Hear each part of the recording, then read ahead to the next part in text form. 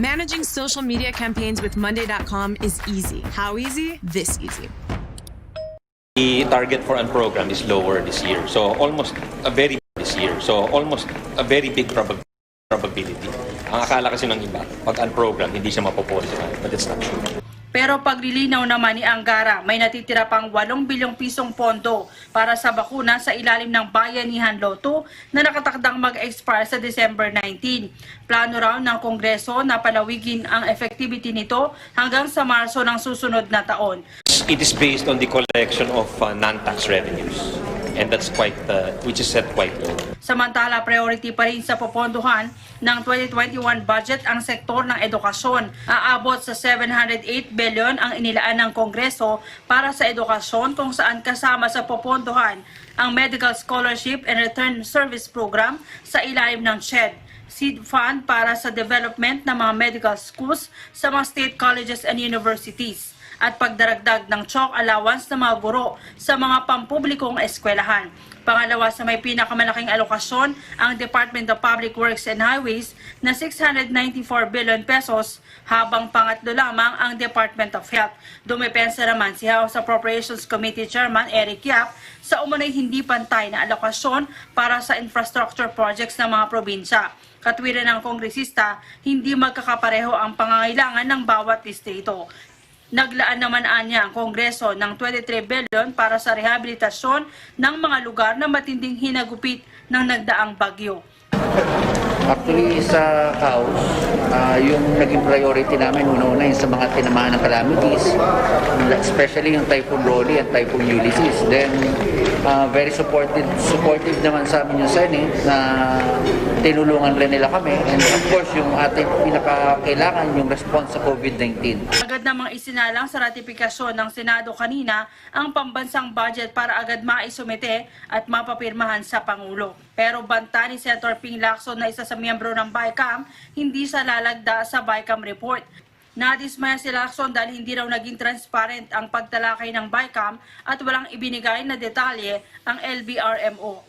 Isa si Lacson sa mga humiling na tapyasan ng 60 billion ang budget ng DPWH na aniyay pinalobo umano ng mga kongresista. Para sa Eagle News, Mayan Corvera, we live in interesting times. Samantala, panukalang 4.5 trillion pesos sa pambansang budget sa 2021, handa na para lagdaan ng Pangulong Rodrigo Duterte. Mga militanteng kongresista nagbabala sa pananatili ng halos 20 bilyong pisong pondo para sa NTF-ELCAC. May report si Eden Santos. Wala na umanong nakikitang balakid ang Kamara upang hindi maging ganap na batas ang pambansang budget ng Duterte administration para sa susunod na taon. Ayon kay Albay, Representative Joey Salceda, Vice Chair ng House Committee on Appropriations, nasa presidente na ngayon ang pagpapasya para sa agarang pag-aproba at paglagda ng 2021 General Appropriations Bill. Naniniwala ang kongresista na sa mabilis na aksyon ng Kamara at Senado ay walang banta ng pagkabinbin sa implementasyon ng budget sa susunod na taon na isang magandang senyales para sa muling pagbuhay ng ekonomiya sa 2021. Pinangunahan ni na House Committee on Appropriations Chairman Eric Goyap at Senate Finance Committee Chairman Sani Angara ang pag-aproba sa final version ng GAB. Napagkasunduan ng dalawang kapulungan na 70 billion pesos ang ilaan na pondo para sa pagbili ng COVID-19 vaccines, 23 billion pesos para sa mga biktima ng bagyong Ulysses at Rolly, habang nananatiling buo ang 19 billion pesos na pondo ng controversial na National Task Force to End Local Communist Armed Conflict o NTF-ELCAC. Dahil dito, nagbabala ang Makabayan Bloc sa Kamara na asahan ang matinding galit mula sa sektor ng edukasyon kung walang makabuluhang dagdag sa pondo para sa edukasyon sa ilalim ng inaprubahan na panukalang 2021 GAB. Ayon kay Acting Chairs Representative Franz Castro, hindi sila papayag na manatili ang malaking pondo ng NTF-ELCAC na walang ginawa, kundi ang mag-red tagging habang baryang ilalaan para sa edukasyon, kalusugan at ekonomiya. Para sa Eagle News, Eden Santos, we live in interesting times. Tinatayang nasa mahigit 2 milyong trabahador ang kasalukuyang nasa floating status. Itong sinabi ni Labor Undersecretary Benjo Benavides sa isinagawang press briefing kanina. Ayon kay Benavides, higit sa 2 milyong workers ay mula pa sa 96,000 na establishmento. Ito anya ang naka-forced leave o pansamantalang nagsara ang kumpanya. Pero umasa naman siya na mababawasan ang bilang ng mga nasa floating status matapos magbukas ang ilang kumpanya mula nang pinayagang ibalik ang kanilang operasyon. Ayon sa labor official, sa ilalim ng batas, ang employer-employee relationship ay maaaring masuspinde sa kaso ng suspensyon ng operasyon ng negosyo o undertaking ng employer sa panahon na di lalampas ng 6 na buwan. Kung sakaling hindi na ito tanggapin muli matapos ang 6 na buwan, kinakailangan ang trabahador na naka-floating status ay bibigyan ng separation pay na katumbas ng 1.5 sweldo ng taon na kanyang sinerbisyo. Kapag hindi naman na ibinalik sa trabaho o kaya ay hindi binigyan ng separation pay, maaari silang mag-file ng kaso sa DOLE office.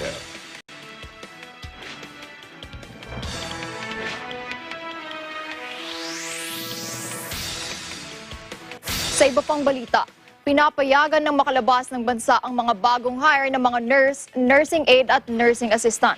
Ito ay matapos alisin ng Philippine Overseas Employment Administration o POEA ang deployment ban para sa mga kababayan nating nurse.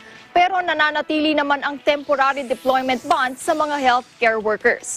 Subalit sa unang araw ng 2021, sisimulan na ang paglalatag ng limitadong healthcare worker na nais mag-abroad.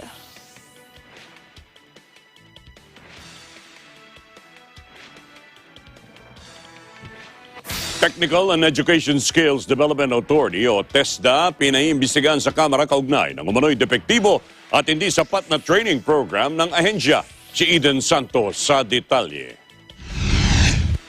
Naghain ng resolusyon sa Kamara ang 17 kongresista para imbestigahan ang Technical Education and Skills Development Authority o TESDA.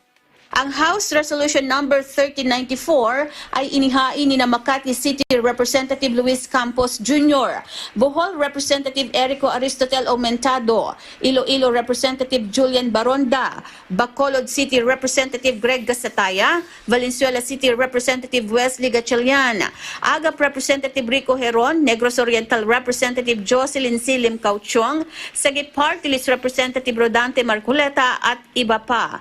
Nais na mga kongresista na imbestigahan ang umano'y depektibo at hindi sapat na training program ng TESDA kasunod ng ulat ng Commission on Audit na 6% lang na mga gumraduate sa ilalim ng Special Training for Employment Program o STEP ang nagkaroon ng trabaho.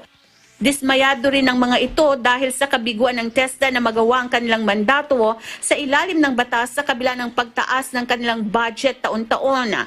Batay sa latest annual audit report ng COA sa TESDA, lumitaw na mula sa 75,004 graduates ng STEP noong 2019 ay 5.64% lang o katumbas ng 2,451 ang nagkaroon ng trabaho. Mas mababa ito sa target ng ahensya ng 65% employment rate. Nabunyag din sa report na mula sa 137,522 na available slots para sa STEP noong 2019 ay 81% lang o katumbas ng 111,333 na individual ang nakapag-enroll sa programa. Ayon sa COA, ang hindi ka nais-nais na resulta ng employment rate ay sa kabila ng 2.1 billion pesos na budget ng STEP noong 2019. Samantala, maging ang Association of Technical Vocational Institutions ay inirereklamo rin si TESDA Secretary Isidro La Peña dahil sa umano'y kabiguan nito na ipatupad ang training programs na lalong nagpalala sa kinakaharap na problema na pinansyal ng mahigit 100 TVI sa buong bansa. Para sa Eagle News, Eden Santos, we live in interesting times. At nominasyon ng 2 Foreign Service Officer ng Department of Foreign Affairs lumusot na sa Commission on Appointments. May report si Mean Corbera. Lumusot na sa makapangyarihang Commission on Appointment ang nominasyon ng 2 Foreign Service Officer ng Department of Foreign Affairs. Kabilang narito sina Attorney Jose Eduardo Malaya III at Ricarte Ababuela ng Foreign Service Officer Class 1. Pero bago tuloy ang aprubahan ang kanyang appointment, na-question si Malaya kung paano nito poprotektahan ang interes ng Pilipinas sa isyu ng West Philippine Sea at ano ang gagawing hakbang sakaling pumunta sa Embahada ng Pilipinas si Joma Sison at iba pang miyembro ng National Democratic Front. Maaari raw kasing lumapit si Sison kay Malaya bilang kanyang kababayan sa Bicol.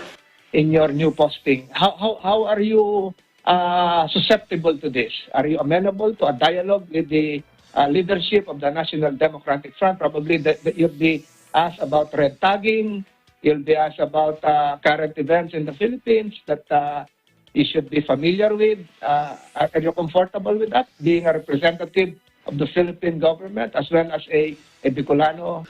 Pero sagot ni Malaya, hindi siya ang official channel ng gobyerno para dito. Incidentally, I'm not the official channel for communications with the CCP NDF. We have the OPAP for that. And if there would be opportunity for me, or which would call for some engagements, certainly I would be seeking guidance from OPAP and the DFA, and if necessary, the Office of the President. Question pa ng mga senador kung pupunta raw sa Embahada ng Pilipinas si Sison dahil ito ay Philippine territory at may pending siyang warrant of arrest sa Pilipinas, maaari raw ba itong arestuhin? Because as we know, Mr. Sison has outstanding warrants of arrest issued against his person. So you may answer this, or I may toss this question to the Secretary himself. As a matter of policy, once Mr. Sison sets foot inside the embassy premises in The Hague, are you going to effect or enforce or serve the warrant of arrest against Mr. Sison? As a matter of policy. Sagot ng Department of Foreign Affairs, hindi ito maaring gawin sa alinmang embahada sa abroad. If you did that, then among my primary duties for which I think you and the President himself want me to justify why certain of our personnel have abused their domestic staff, because it embarrasses the dignity and honor of the Foreign Service.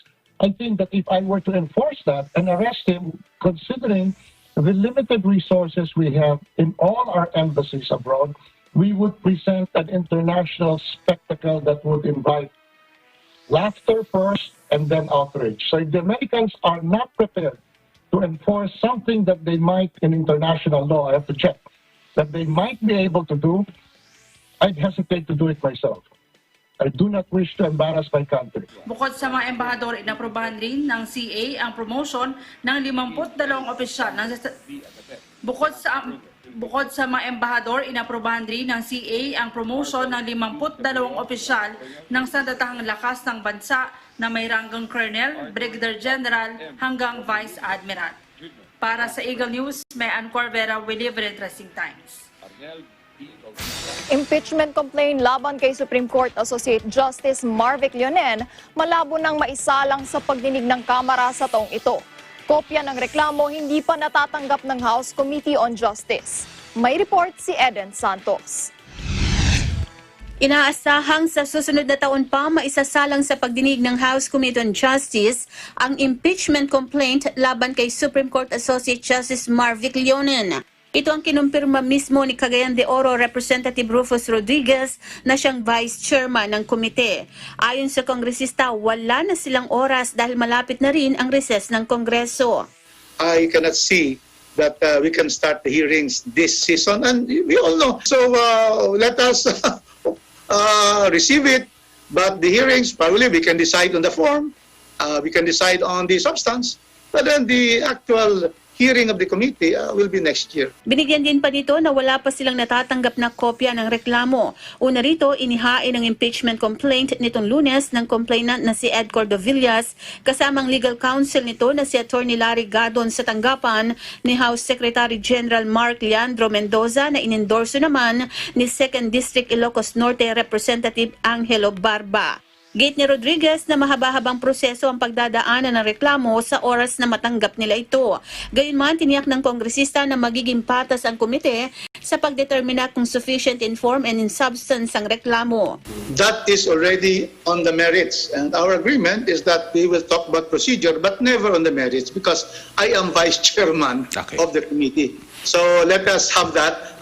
You wait until the committee receives it and we will take a look whether that is sufficient in form or substance. So I cannot say that. I am waiting for the official complaint. I have not even read and received a copy of the complaint. Now, let's wait for the committee to handle this. Sakali umanong mapatunayan na may sapat na forma at sustansya ang impeachment complaint, ay aakyat ito sa plenaryo para pagdebatihan ng mga kongresista. Anya, mangangailangan ng 1/3 votes ng lahat ng miyembro ng Kamara bago ito dalhin sa Senado na magsisilbi namang impeachment court. Para sa Eagle News, Eden Santos, we live in interesting times. Abangan, publiko inoobliga ng Malacanang na gamitin ang Stay Safe PH application para maiwasan ang pagkalat ng COVID-19. At COVID-19 cases sa bansa pumalo na sa 444,164 ayon sa DOH. Yan at iba pang balita sa pagbabalik na Mata na Agila.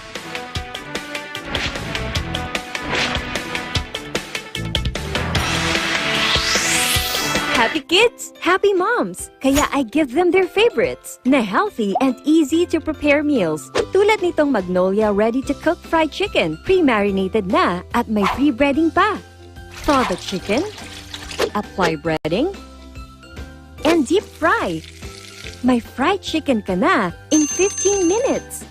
With Magnolia ready-to-cook fried chicken, worry-free na on your next family meal. Yan ang alagang Magnolia. Factual. We have to defeat the virus everywhere. Timely information. Balanced. Not only in the country, but also abroad. I'm certain of one thing. Interviews that people need to know. Watch AGILA Pilipinas. A 1-hour newscast of reports coming from regional hubs in Luzon, Visayas, and Mindanao. Know the important updates in Asia in ASEAN in Focus.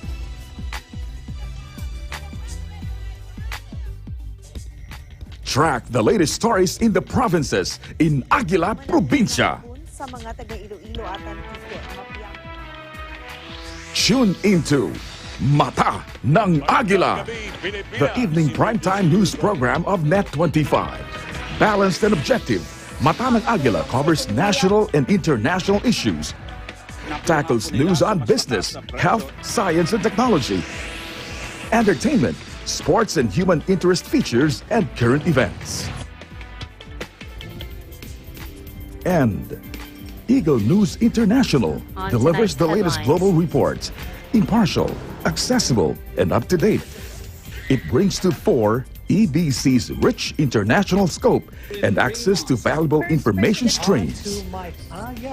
Well, thank you to explaining our help outdoor. Catch these programs on Net25. You can also watch our news programs through eaglenews.ph and Eagle News Facebook page and YouTube channel.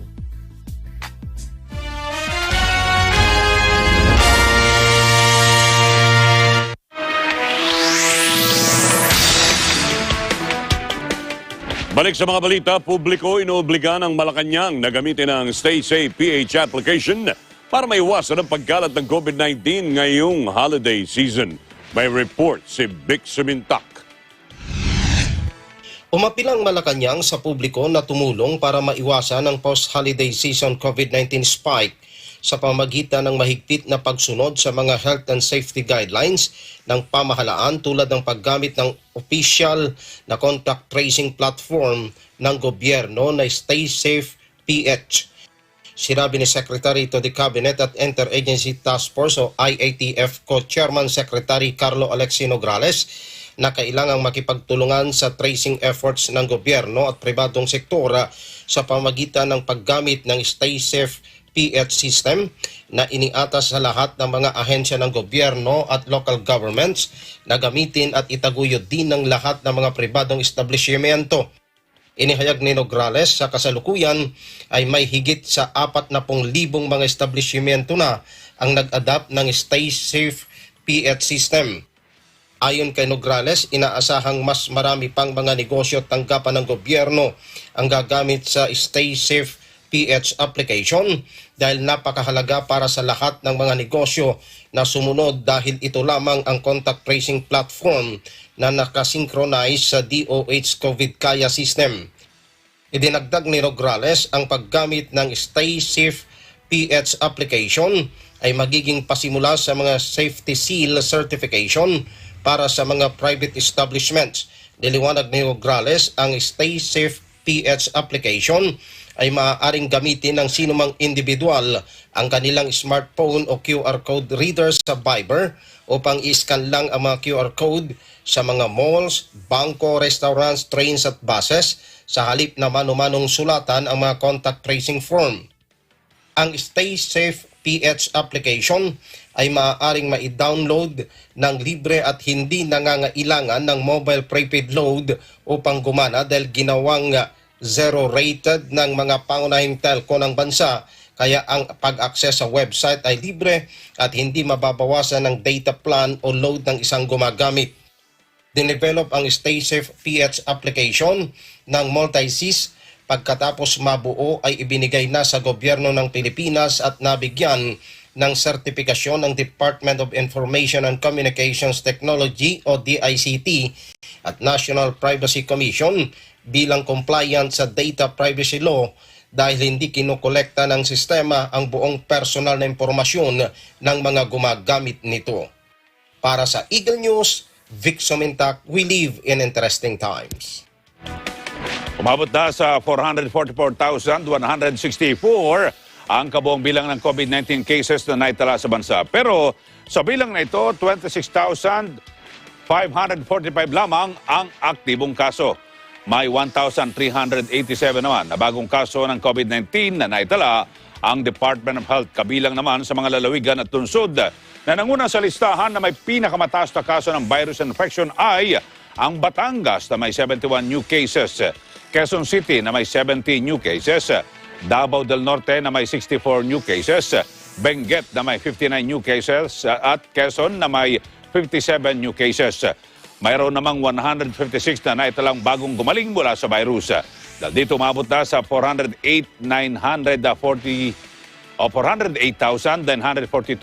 ang kabuang bilang ng mga nakarecover sa bansa mula sa COVID-19. May 7 naman na bagong nasawi sa virus. Sa ngayon, umabot na sa 8,677 ang kabuang bilang ng mga nasawi sa bansa dahil sa COVID-19.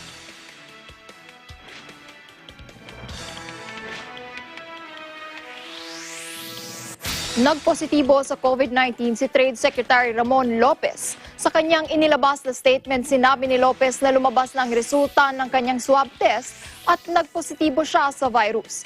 Noong weekend ay sumailalim ang kalihim sa swab test matapos na magkaroon ng exposure sa isang nagpositibo sa virus noong Disyembre 2. Tiniyak naman ni Lopez na nasa maayos siyang kalagayan. Aniya siya ay asymptomatic at ngayon ay nasa full isolation. Si Lopez ang pang-apat na cabinet official na nagpositibo sa COVID-19. Una nang nagpositibo sina Interior Secretary Eduardo Anyo, Education Secretary Leonor Briones at Public Works Secretary Mark Villar. Kapwa nakarecover naman ang 3 opisyal.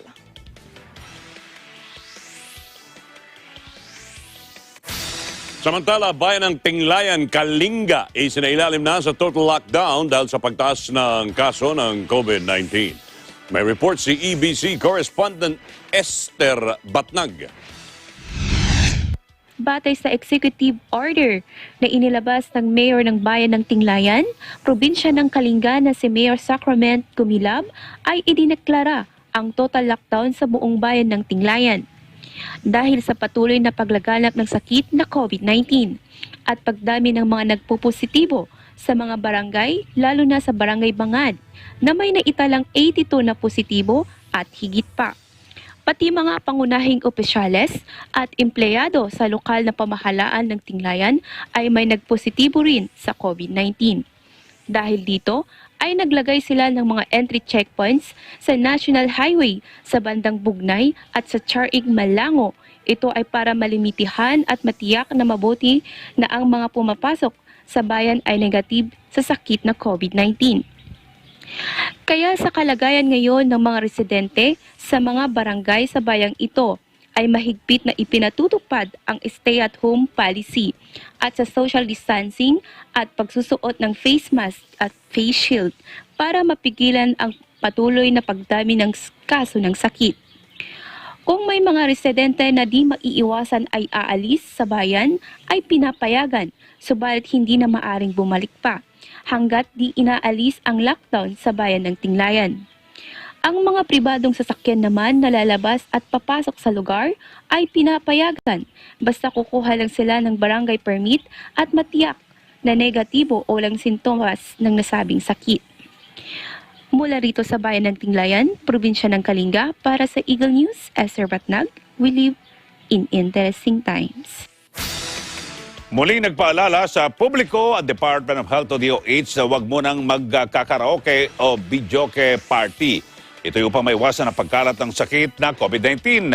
Ayon kay Health Secretary Francisco Duque, base sa pag-aaral na inilathala ng Aerosol Science and Technology Journal, ang pagkanta ng malakas o pagbirit ay nagdadala ng mas maraming respiratory droplets na umabot sa 448% kumpara sa simpleng pagsasalita lamang. Dagdag pa ni Duque, mas magandang guluhin o gugulin na lamang ang pagdiriwang ng holiday season kasama ang pamilya habang nanonood o nakikinig ng mga music platforms kaysa sa magkantahan. Patuloy naman ang paalala na huwag kalimutan ang pagsusot ng face mask at face shield, regular na paghuhugas ng kamay at pag-oobserba ng 1 metrong distansya sa isa't isa upang maiwasan ang paghahawaan ng COVID-19.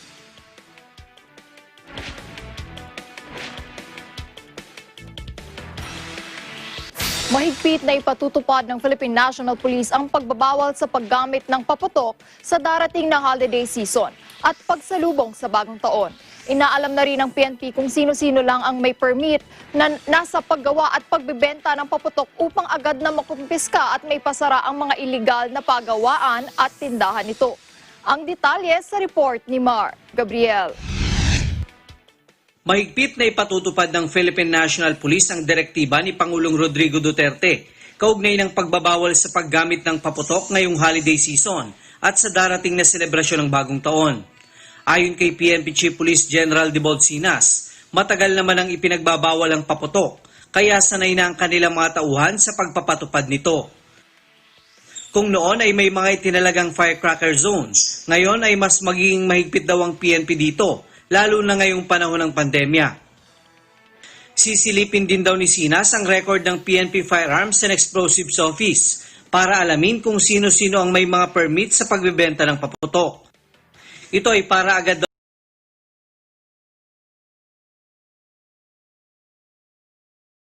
daw silang makapagsagawa ng operasyon laban sa mga iligal na nagbebenta nito para na rin sa kaligtasan ng publiko. Kung sino po yung mahulihan, yung samapan ay hulihin lang, i-confiscate lang, no? At titingnan kung may ordinance na pagbabawal ng possession ng mga firecrackers maski maliit. So again, i-confiscate lang, hindi ikulong kaagad, no? I-confiscate lang yung mga firecrackers para po mabawasan po ang aksidente. Sa ngayon ay hinihintay pa ni Sinas ang detalyadong utos ng Pangulo upang makapaglabas ng direktiba ang PNP Directorate for Operations kaugnay ng pagbabawal sa paputok. Kung ipatutupad daw ng Pangulo ang total ban sa paputok, ay handa raw silang ipatupad ito. Para sa Eagle News, Mar Gabriel, we live in interesting times. Abangan! 3 grupo tinitingnan ng PNP na posibleng nasa likod ng pagsalakay sa Datupiang, Maguindanao. At Zamboanga City magpapatupad ng mahigpit na security measures sa holiday season. Antabayanan ang mga balitang yan sa pagbabalik ng Mata na Agila.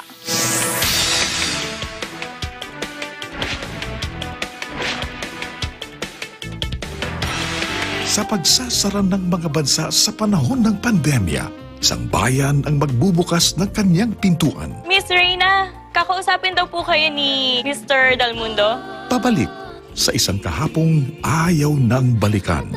Yes, Mr. Dalmundo. Alam naman ng kuya mo kung saan nahanapin yung mga bagay dito. Di pa naman nagbabago yung hotel since the last time he worked here. Kuya, nagtrabaho ka dito? Ba't hindi ko alam yun? Muling mabubuhay ang mga alaala. Tayo mag-housekeeping, security, cook, tapos magbabayad tayo ng doble. Win-win! Paano na yung hotel natin? Naisara niyo bang mabuti? Yung mga staff, napauwi mo na ba? Naku, paano na yung mga guest natin sa hotel? Gusto ko lang muna sanang kumonsulta tungkol sa sitwasyon ko ngayon. Yung kapatid ko kasi, pumasok siya into an agreement with a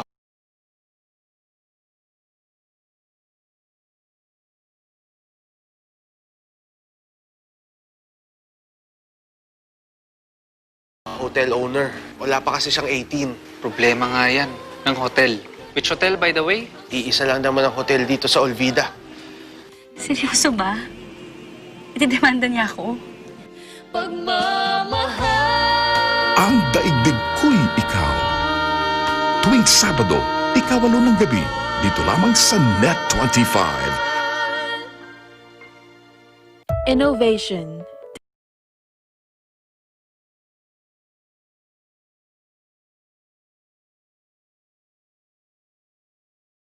Digital disruption, globalization, startups,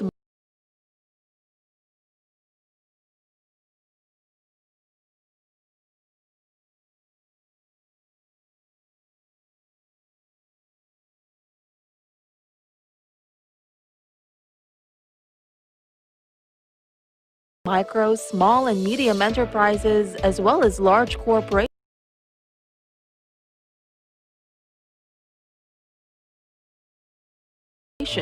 all face interesting challenges in the market today. Peek into the world of exciting opportunities and partnerships to drive growth with the latest business news and information. We are open for business. Join the conversations to create a more vibrant environment for entrepreneurship. Catch Open for Business every Saturday from 5 to 6 p.m. Open for Business, from vision to action.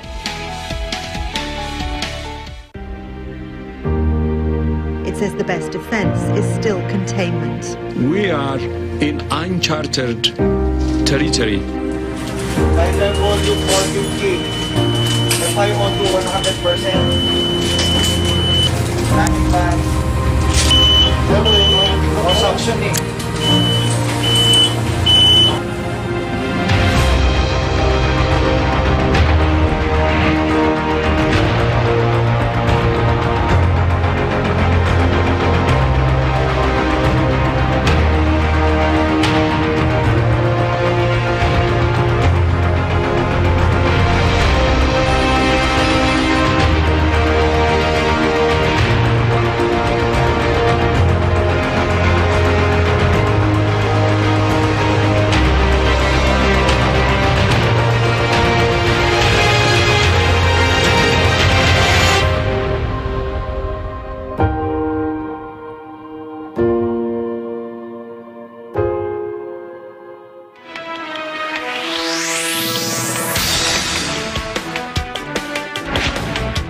Balik sa mga balita, 3 grupo kabilang sa tinitignan ng PNP na posibleng nasa likod ng pagsalakay sa Dato Piang, Maguindanao noong araw ng Huwebes ng gabi. Sa susunod na linggo, isusumiti na ng Board of Inquiry kay PNP Chief General De Bolsinas ang resulta ng isinagawa nilang investigasyon kaugnay ng nasabing pag-atake. Ang detalye sa report ni Mar Gabriel. Patuloy ang pangangalap ng ebidensya at mga saksi ng binuong Board of Inquiry ng PNP na nag-iimbestiga sa pag-atake sa Dato Piang, Maguindanao noong Huwebes ng gabi, kung saan sinunog ng mga armadong lalaki ang isang pulis mobil.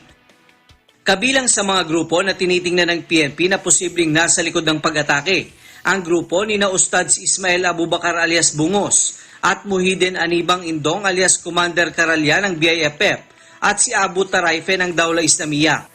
Ayon kay Police Major General Marny Marcos, sa susunod na linggo ay maisusumite na nila kay PNP Chief Police General de Bolsinas ang resulta ng kanilang investigasyon.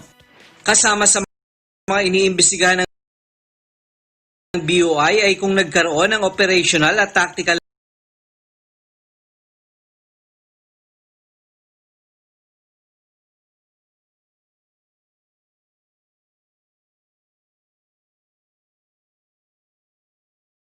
lapses ang mga tauhan ng Datupiang Municipal Police Station.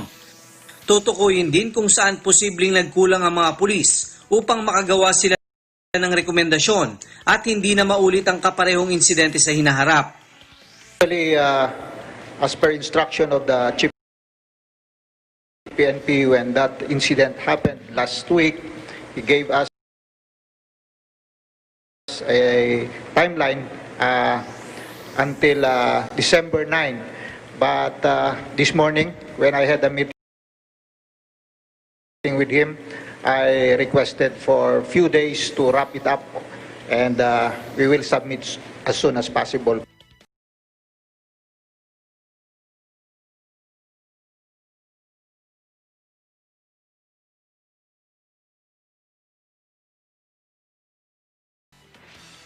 Kinumpirma naman ni General Sinas na inalis muna pansamantala sa pwesto ang hepe ng Datupiang Municipal Police Station na si Police Captain Ismael Bayona habang isinasagawa ang investigasyon at stress debriefing sa kanila. Lahat na na-involved na police doon ay in-undergo namin ng stress debriefing at para po ma-focus sa Chief of Police ay nirecall muna at para ma-con investigation.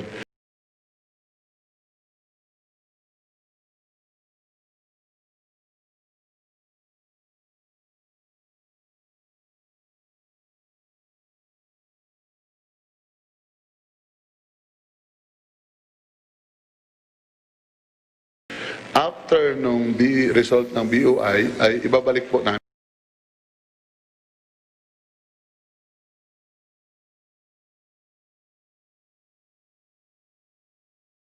siya at after siya mag-undergo ng stress briefing. I think he has done his best, no? At marami po siyang actions and we're able to show doon sa Datupiang residents na maganda yung leadership. Para sa Eagle News,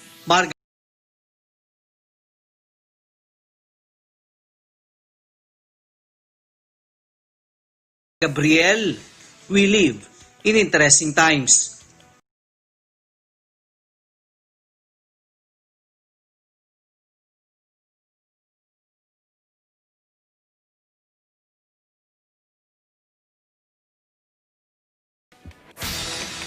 Magpapatupad naman ang Zamboanga City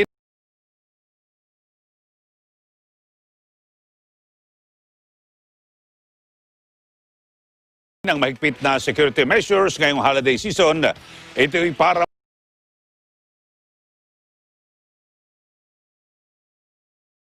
maging handa sa posibleng banta ng terorismo. May detalye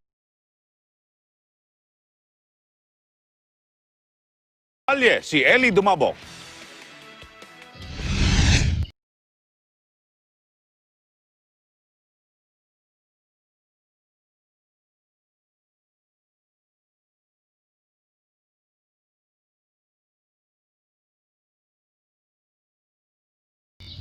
Nagbigay na ng direktiba si Zamboanga City Mayor Maria Isabel Climaco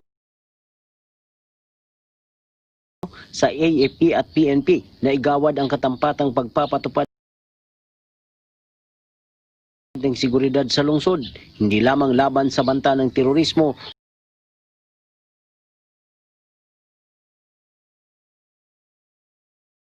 kundi laban na rin sa banta ng ating kalusugan na dulot ng COVID-19. Ang Zamboanga City ay dinadagsa ng mga kababayan natin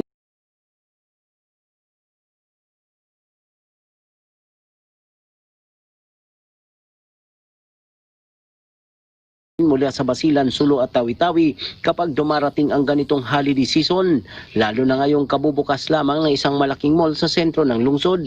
Nais ng alkalde na mamalagi ang kaayusan at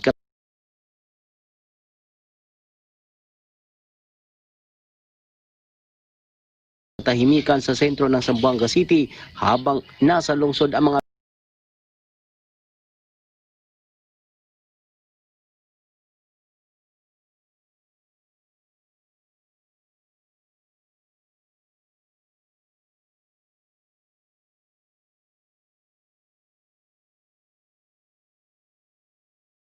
bisita dayuhan man o kababayan. Hinimok ni klima ko ang mga residente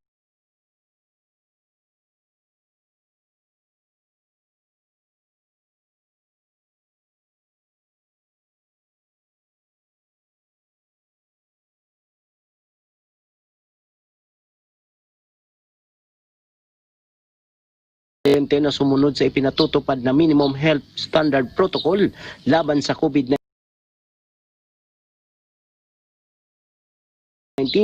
Lalo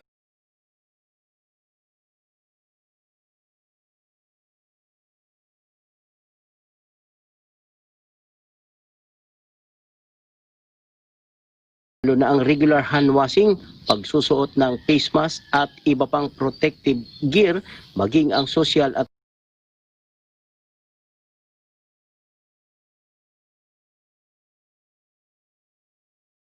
physical distancing.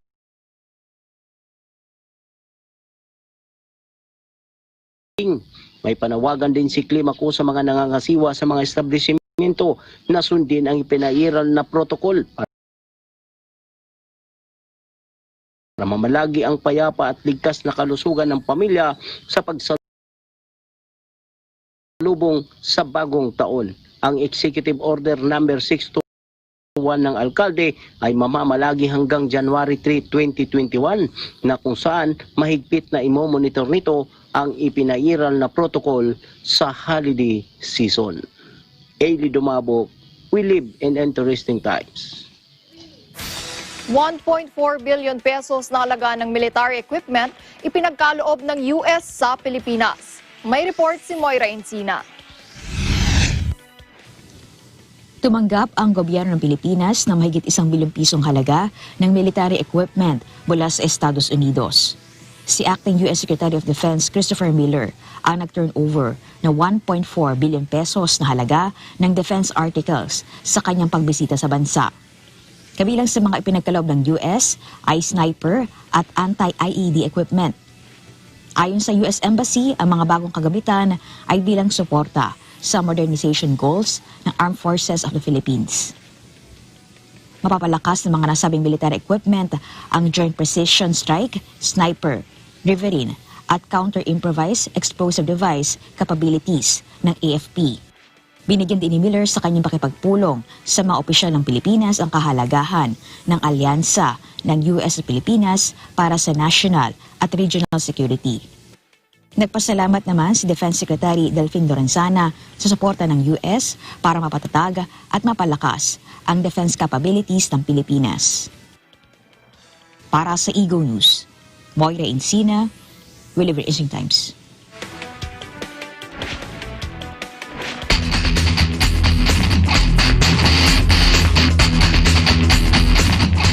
Isang malaking kawalan sa Department of Justice at sa National Bureau of Investigation si NBI Counterterrorism Division Chief Raul Manguera. Ito ang inihiyag ni Justice Secretary Menardo Guevara matapos mamatay dahil sa tama ng baril o tama ng bala si Manguera. Sinabi ng kalihim ng Anti-Terrorism Division na pinamumunuan ni Manguera sa NBI ay responsable sa pagkakaaresto ng napakaraming miyembro ng Abu Sayyaf sa buong bansa kabilang sa Metro Manila. Tiwala naman si Guevara na mabibigyan linaw ang kaso ng pagkamatay ni Manguera. Sa ngayon ay hinihintay ni Guevara ang final report ng NBI sa naturang insidente. Pero batay sa inisyal na impormasyon na natanggap ng kalihim ay namatay dahil sa tama ng bala sa kanyang tiyan si Manguera at mag-isa ito sa kanyang tanggapan. Meron din anyang malubhang karamdaman ng NBI official. Ipaubaya naman ni Guevara sa NBI ang pagpapalabas ng pahayag sa oras na matapos ang pagsisiyasat nito sa lahat ng mga posibleng anggulo. 4 na iba pang tao na nasa loob ng opisina ni NBI Counterterrorism Division Chief ang iniimbestigahan na kaugnay ng pagkamatay ng hepe nito na si Raul Manguera. May report si Moira Encina. Patuloy pa rin ang investigasyon ng NBI sa pagkabatay ni Counter-Terrorism Division Chief Raul Manguera. Sa inisyal na impormasyon, natagpuan sa kanyang opisina na may tama ng baril sa kanyang tiyan si Manguera Lunes ng gabi.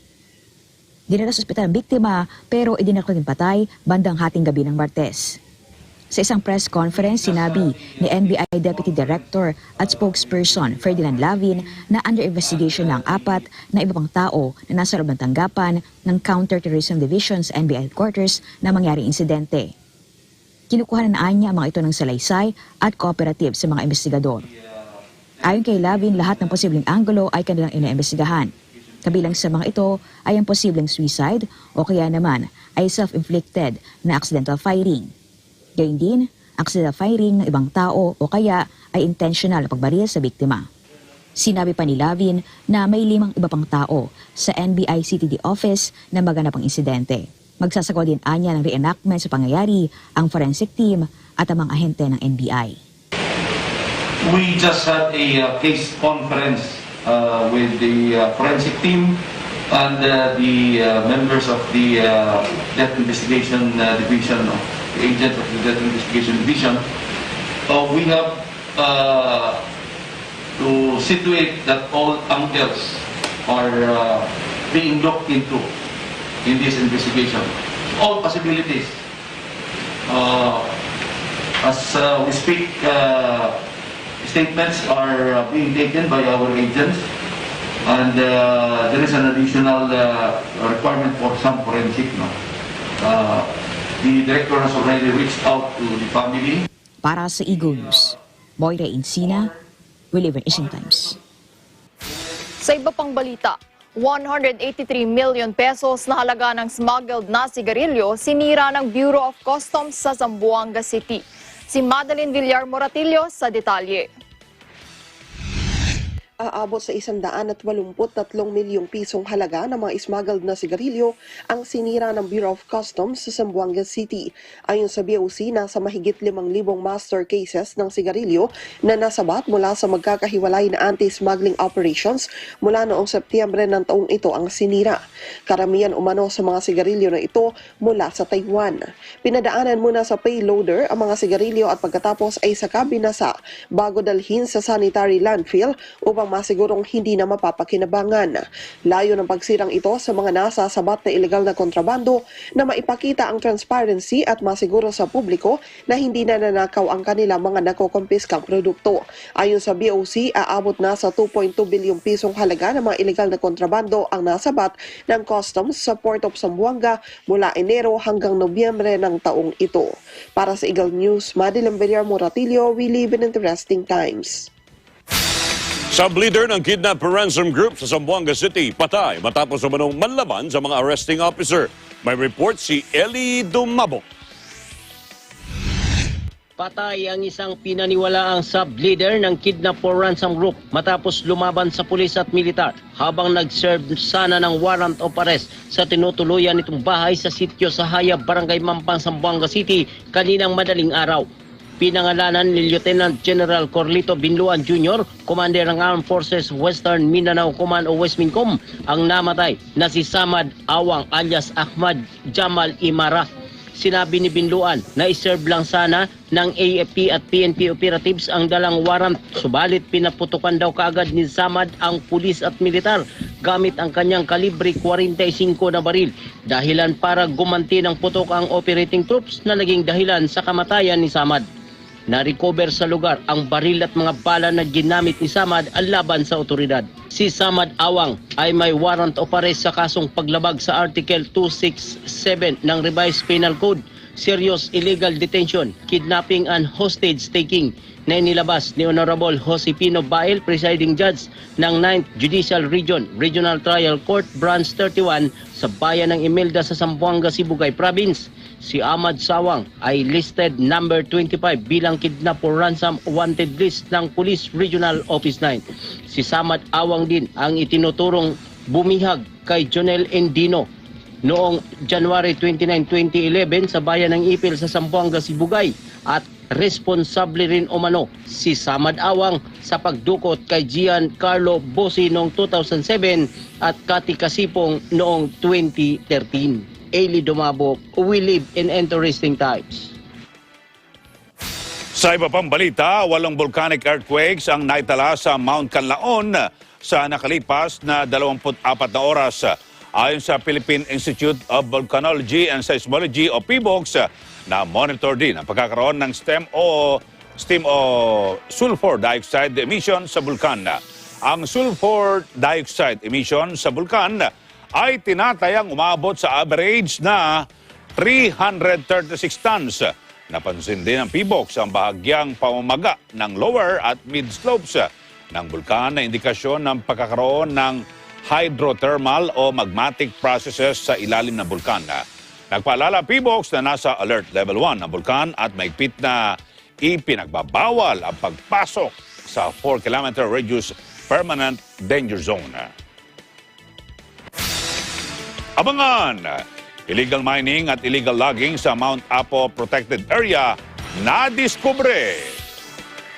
At beach resorts at accommodation establishment operations pansamantala munang isususpinde ang mga balitang probinsya sa pagbabalik ng Mata ng Agila.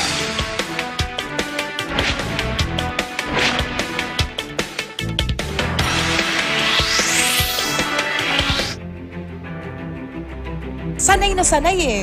Pro na pro. And yung mga birit ng yung mga high notes, na talagang you're hitting it really well. I can already pronounce you na talagang you are real performers. Wow na wow. I like your performance, okay? And loving you.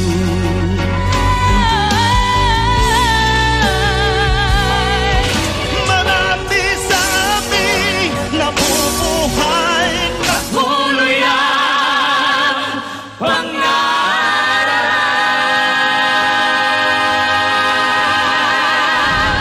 Simula na po ng ating mainit na bakbakan sa kantahan dito lang po yan sa Baging Sinagaling Part 2 Singing Edition!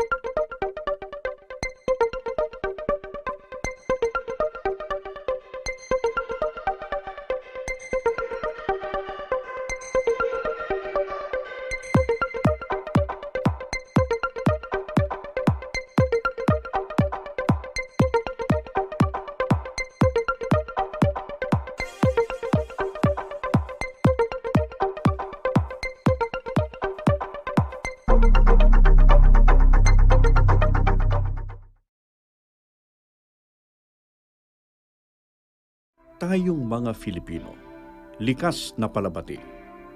Sanay rin tayong makipagkamay.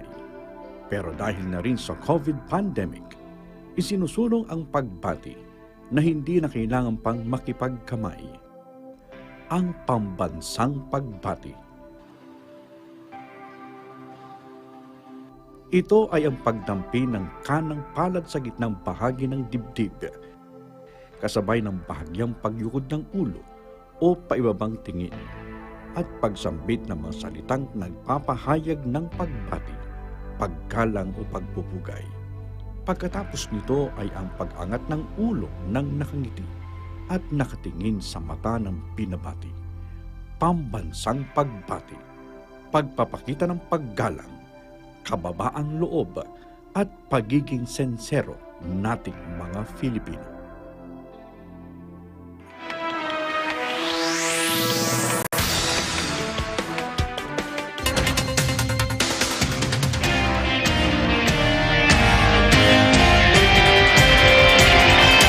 Nadiskubre sa bayan ng Magpet, North Cotabato ang illegal mining at illegal logging sa Mount Apo Protected Area. May detalye si Gina Hinakay. Nabunyag ng Department of Environment and Natural Resources o DENR sa North Cotabato ang illegal mining at illegal logging sa Barangay Don Panaca, Magpet, North Cotabato na sakop ng Mount Apo Protected Area. At ang miner ay merong protectors na local officials at army na nakatalaga sa naturang lugar. Nag-post si Mindanao Development Authority Chair Secretary Emmanuel Piñol sa kanyang Facebook page kung saan ipinakita ang larawan ng mining tunnel at ang log area o lugar na pinutol na ang mga hardwood at taniman ng saging bilang cover-up. Hindi kinilala ni Secretary Piñol kung sino ang officials na protector ng mining activities sa protected area ng Mount Apo pero alam ng taga-Barangay Panaca at taga-Magpet kung sino-sino. Nangako si Secretary Piñol na iparating ito kay Pangulong Duterte upang matigil ang iligal na gawain at parusahan ang may sala. Mula rito sa Kidapawan City para sa Eagle News, Gina Hinakay. We live in interesting times.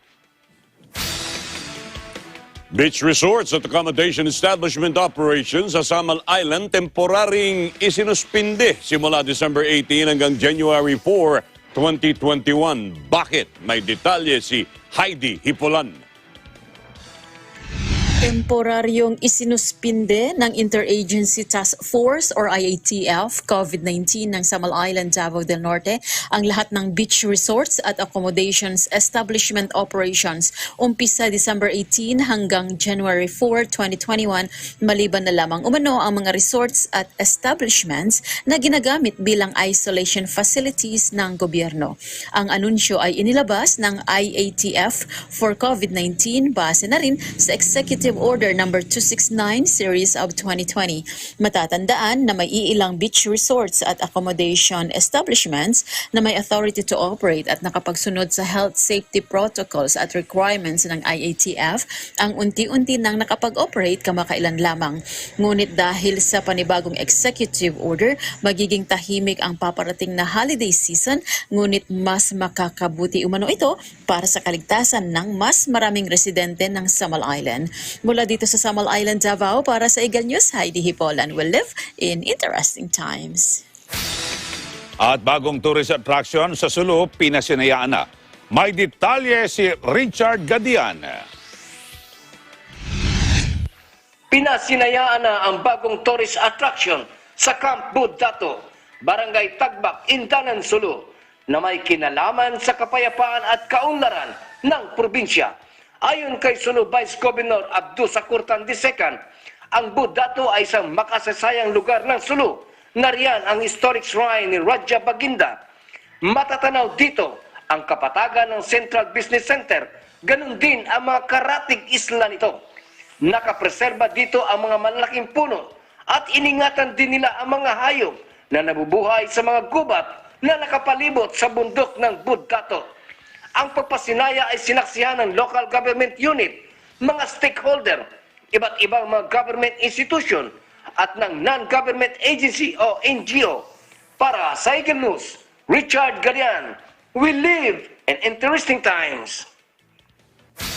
Mga miyembro ng Revitalized Police sa Barangay Don Enrique Lopez, Mati City, Davao Oriental, natapos na ang proyektong concrete water reservoir tank. Layunin ng nasabing aktibidad ay tulungan ang mga taga-barangay na magkaroon ng konkretong water reservoir tank upang may magamit ang mga taga-barangay sa pang-araw-araw nila na pangangailangan. May detalye si CJ Alra. Proyektong Concrete Water Reservoir Tank matagumpay na isinagawa ng RPSB Team Cluster 2 sa Purok Upper Kalaparan, Barangay Don Enrique Lopez, Mati City, Davao Oriental. Sa pangunguna ni Police Lieutenant Richard Daleron sa ilalim ng pamamahala ni Police Brigadier General Fillmore Escobar at sa tulong ng Provincial Director na si Police Colonel Joselito Loreza. Ang RPSB Team Cluster 2 ay naghatid ng 20 daang mga hollow blocks, 20 sako ng semento, 70 metro ng PE pipe at iba pang construction materials na gagamitin para sa pagtatayo ng nasabing proyekto. Layunin ng nasabing aktibidad ay tulungan ang mga taga-barangay na magkaroon ng konkretong water reservoir tank upang may magamit ang taga-barangay sa pang-araw-araw nila na pangangailangan. Lubos naman ang kasiyahan ng mga residente sa nasabing lugar sapagkat malaking tulong umano ito sa kanilang pang-araw-araw na pagkukunan ng tubig at upang maitaguyod ang kanilang pangangailangan lalo na sa panahon ng pandemya. Layunin din ng nasabing aktibidad ay upang maipaabot ang tulong ng gobyerno sa taga-barangay sa pagpapaigting ng Executive Order 70 or Whole of the Nation Approach to End Local Communist Armed Conflict at ipakita na labis na nagmamalasakit ang gobyerno sa kanila. Mula dito sa Davao Oriental para sa Eagle News, ako si CJ Alra. We live in interesting times. Samantala, tree planting activity at National Human Rights isinagawa ng Tabina Municipal Police Station sa Zamboanga del Sur. May detalye si Juniber Romano II. Ang pag-aalaga sa kalikasan ay isa sa karapat-dapat na gampanin dahil ito mano ay isang malaking responsibilidad ng pulisya na nangunguna sa isang bayan. Kaya naman, ang mga tauhan ng Tabina Municipal Police Station na pinamumunuan ni Police Lieutenant Zotico Ilupricalago Jr., Acting Chief of Police, kasama ang mga stakeholder at Metro Pagarian Eagles Club Tabina aspirants ay nagsagawa ng tree planting activity sa sitio Paran Barangay Poblasyon Tabina, Zamboanga del Sur. Sa kabilang dako naman ay sumali rin ang istasyong ito sa pagdiriwang ng National Human Rights Consciousness Week na may temang karapatan at pagbangon sa lahat ng panahon o Recover Better Stand Up for Human Rights. Ang mga naturang aktibidad ay makatutulong umano upang mas maging sagana, maunlad, tahimik at mapayapa ang isang komunidad. Mula dito sa tabi ng Zamboanga del Sur, para sa Eagle News, Juniber Romano II, we live in interesting times. Road clearing operations pinaigting pa ng lokal na pamahalaan ng Valencia City, Bukidnon. May detalye si Rica Cabe. Sa atas ng Department of Interior and Local Government o DILG, sa pamamagitan ng kanilang inilabas na Memorandum Circular No. 2020-145 na nag-aatas sa lahat ng LGU na isagawa ang road clearing operation simula noong November 16, 2020 hanggang September 2021. Kasama sa pagpapatupad nito ang PNP, Bureau of Fire and Protection, City Engineering's Office at City Task Force upang payapa ang pagsasakatuparan nito. Patuloy natin sinagawa yung road clearing operation kasama ang iba't ibang sangay ng government, ang mga government agencies natin, yung PNP, Bureau of Fire, City Engineering's Office, at lalo na ang ating City Task Force. Kasama natin sila sa pag-implement ng order ng DILG para ma-clear natin yung mga daan. Kasi even sa pandemic, yung mga ibang kababayan natin, sinakyan yung pagkakataon naging busy tayo sa paglaban sa pandemya. Yung iba naman, inoccupy ulit yung mga sidewalk. Kaya medyo sumikip ulit yung mga daan. Bagaman nauunawaan ng lokal na pamahalaan ang kalagayan ng maliliit na negosyante na maapektuhan ng road clearing operation lalo ng kasalukuyang sitwasyon, subalit kailangan nilang ipatupad ang itinadhana ng batas para na rin sa kapakanan ng karamihan at hindi ng iilan lamang. Mula dito sa Valencia, Bukidnon, para sa Eagle News, ako si Rica Cabe kasama si Joward Cordova. We live in an interesting time. Mahalagang papel ng mga barangay officials laban sa COVID-19, kinilala ng pamahalang lokal ng Zamboanga City. May detalye si Angelica Balubayan.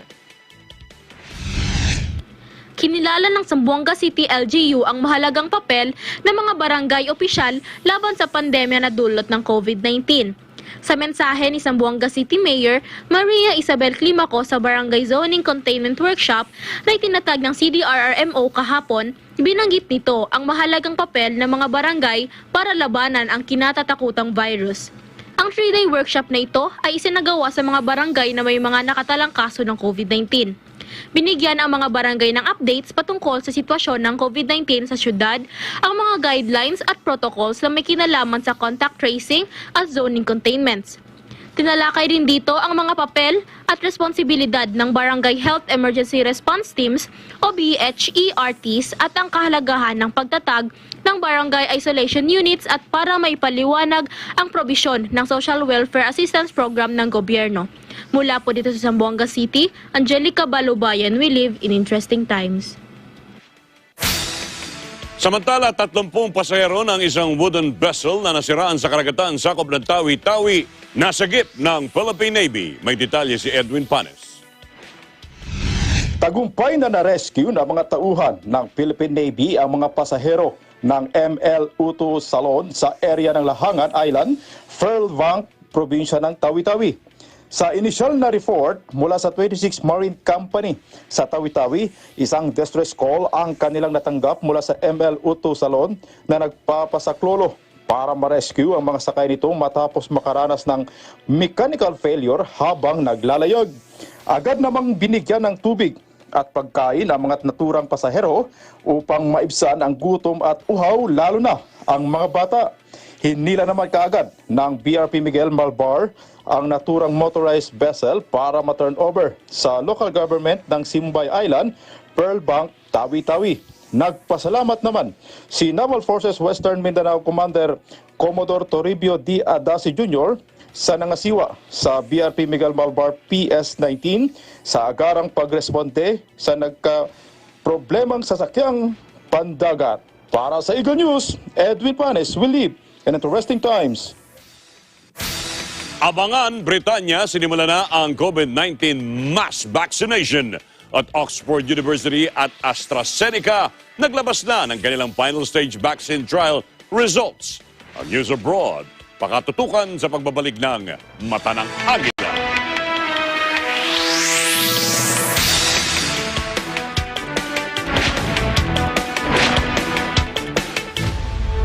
Yung confidence mo, ramdam namin dito. You should be proud of yourself. Binuhos mo lahat. Natutuwa ako sa ginawa mo. Talagang lahat kami ay na-amaze sa iyong galaw. The search continues para sa maghaharap-harap sa ating first monthly finals ngayong second quarter ng ating kompetisyon.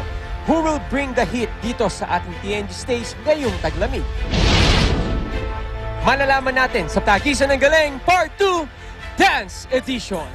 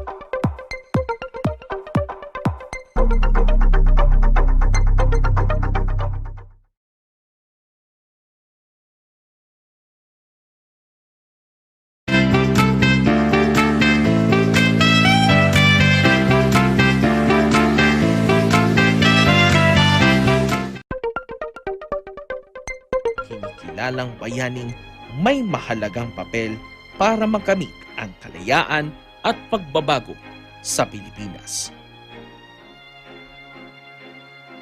Pero sa panahong ito, may mga bagong bayaning nakikipaglaban sa sakit na lumaganap sa buong daigdig, ang COVID-19.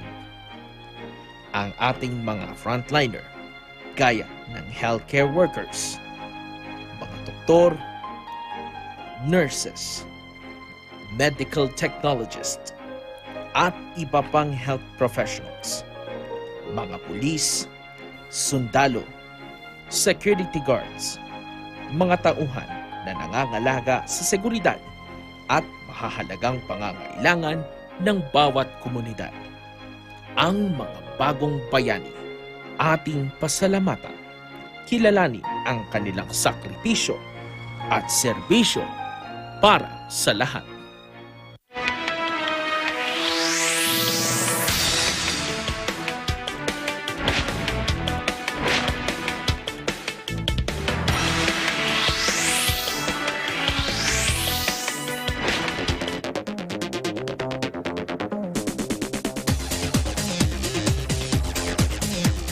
Ang 70 taong gulang na lola ang kauna-unahan sa buong mundo na nakatanggap ng fully tested COVID-19 vaccine. Sa gitna ito ng pagsimula ng Britanya ng mass vaccination.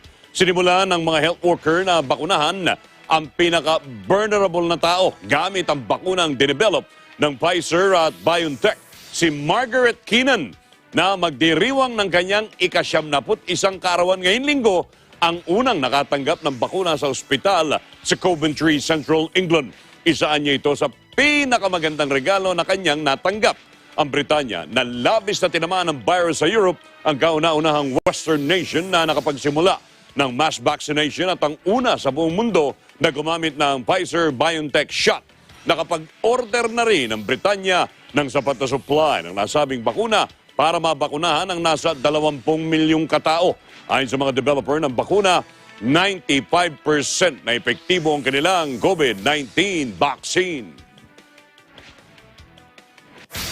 Naglabas na ng final stage clinical trial data ang Oxford University at AstraZeneca para sa kanilang COVID-19 vaccine. Batay sa ginawa nilang pag-aaral na nalathala sa scientific journal na Lancet Medical Journal, kinumpirma nito na epektibo ang COVID-19 vaccine sa average na 70% ng mga kaso.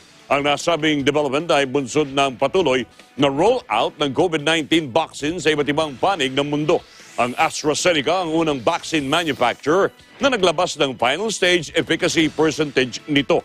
Sa kabila ito ng paglalabas ng efficacy results ng Pfizer, BioNTech at ng Moderna. Plano naman ng US pharmaceutical giant na Johnson & Johnson na magkaloob ng 500 million doses ng bakuna para sa mga mahihirap na bansa oras na may anunsyo ang resulta ng clinical trials. Ayon kay Scientific Director Paul Stoffels, planong pagkalooban ng doses sa Vaccine Alliance na Gavi. Ang kanilang bakuna ay kasalukuyang sumasailalim sa final stage clinical trials na kinibibilangan ng 60,000 participants sa higit 200 lokasyon sa Amerika at iba't iba pang mga bansa. Inaasahan ang resulta sa katapusan ng buwan ng Enero. Nakapagtala naman ang health officials ng humigit kumulang 20 milyong kaso ng COVID-19 sa Europe. Ayon ito sa AFP tally na ibinatay mula sa official sources. Halos 40% ng mga bagong kaso na na-detect sa nakalipas na 7 araw sa buong mundo ay mula sa Europe. Pero bumaba ng 2% ang naitatalang kaso nito kumpara nung nakaraang linggo. Samantala, maayos na ang lagay ng abogado ni US President Donald Trump na si Rudy Giuliani matapos tamaan ng COVID-19. Ayon kay Giuliani, wala na siyang lagnat at inaasahang makakalabas na rin siya ng pagamutan. Mild ang naging simptomas lamang anya ang kanyang naramdaman gaya ng konting pag-ubo.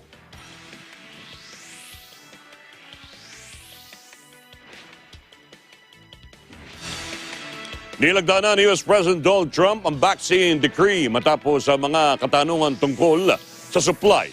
Layon ang nilagdaang kautusan na mabigyan ang mga mamamayan ng Amerika ng priority access sa COVID-19 vaccine. Narito ang bahagi na naging pahayag ni Pangulong Trump sa isinagawang vaccine summit sa White House. This administration will be the Trump administration because you can't steal hundreds of thousands of votes. You can't have fraud and deception and all of the things that they did and then slightly win a swing state. A little bit different, but it has been incredible and it will end the pandemic. It will end the pandemic, and we're working with other nations, as you see actually by looking at your screen today. We're working very closely with other nations also to get the vaccines out to other nations, and that's very important. We work with the world. We're working with the world. We have great companies, and we're working with the world. In just a few minutes. Nangako naman si US President-elect Joe Biden na magkakaroon ng 100 million COVID-19 vaccinations sa kanyang unang 100 araw sa pwesto. Ayon kay Biden, Sa kanyang mga unang buwan sa pwesto ay hindi pa matatapos ang outbreak. Pero babaguin anya nito ang direksyon ng COVID-19. Kasabay ng pagpapakilala sa kanyang health team ay hinimok niya ang mga mamamayan ng Amerika na magsuot ng mask sa loob ng 100 araw. Umaasa naman si Venezuela President Nicolas Maduro na magkakaroon ng linya ng komunikasyon at dialogo sa incoming administration ni US President-elect Joe Biden matapos ang ilang taong tensyon kay outgoing President Donald Trump sa White House. Sa isang press conference, sinabi ni Maduro na siya ay laging handa para magtatag ng relasyon sa komunikasyon, dialogo at pagrespeto sa gobyerno ng Amerika. Narito ang pahayag ni Pangulo Maduro. Se instale el nuevo gobierno del señor Joe Biden. Esperemos que ellos tengan tiempo de pensar y esperemos que se abran posibilidades de comunicación y diálogo de Venezuela con los Estados Unidos. Saber que siempre hemos estado dispuestos y siempre estaremos dispuestos a entablar relaciones de comunicación, diálogo y de respeto con los gobernantes de Estados Unidos. Esperemos. Samantala, binaha ang St. Mark's Square sa Belize matapos na bigong ma-activate ang complex dam system. Ang taas ng bahay umabot ng 1.37 meters above sea level. Ang massive flood defense system na tinawag na MOSE ay may layuning maprotektahan ang lagoon ng Belize tuwing high tide. Oktubre nang matapos itong ilagay, pero nung Martes ay hindi gumana ang nasabing sistema. Abangan stand-up comedian na si Bubsy Wonderland. Makakasama na sa K-Saya-Saya Family. At tunghayan ng porcelain sneakers na isusubasta sa halagang $1 million. Ang lahat ng yan sa pagbabalik ng Mata ng Agila.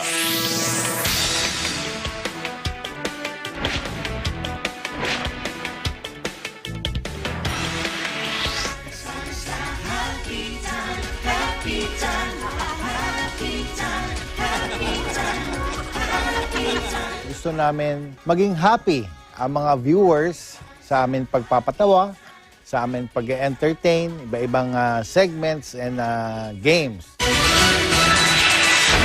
Rumarampa!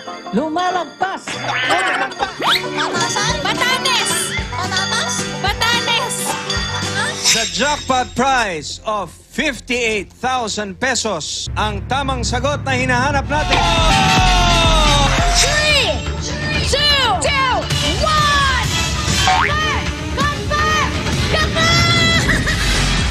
Happy peeps, on the Happy Time stage, please welcome Magandang dilag sa isip mo, aman mo.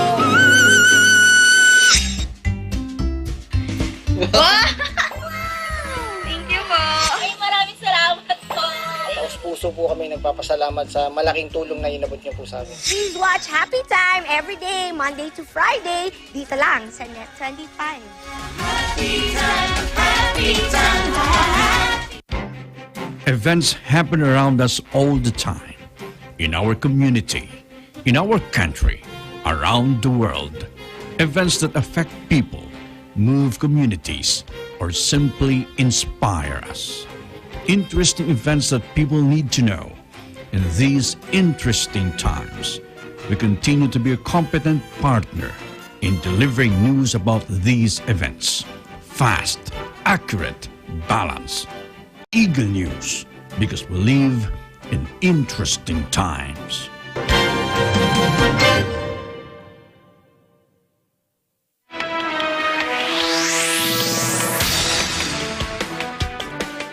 Samantala, sa iba pa nating balita, social media, babantayan na rin ng mga otoridad para matiyak ang pagsunod sa ipinapatupad na health protocols laban sa COVID-19. Mareport si Madeline Villar Moratillo. Babantayan na rin ng mga otoridad maging ang social media bilang bahagi ng kanilang pagsiguro na lahat ay sumusunod sa mga ipinatutupad na health protocols kontra COVID-19.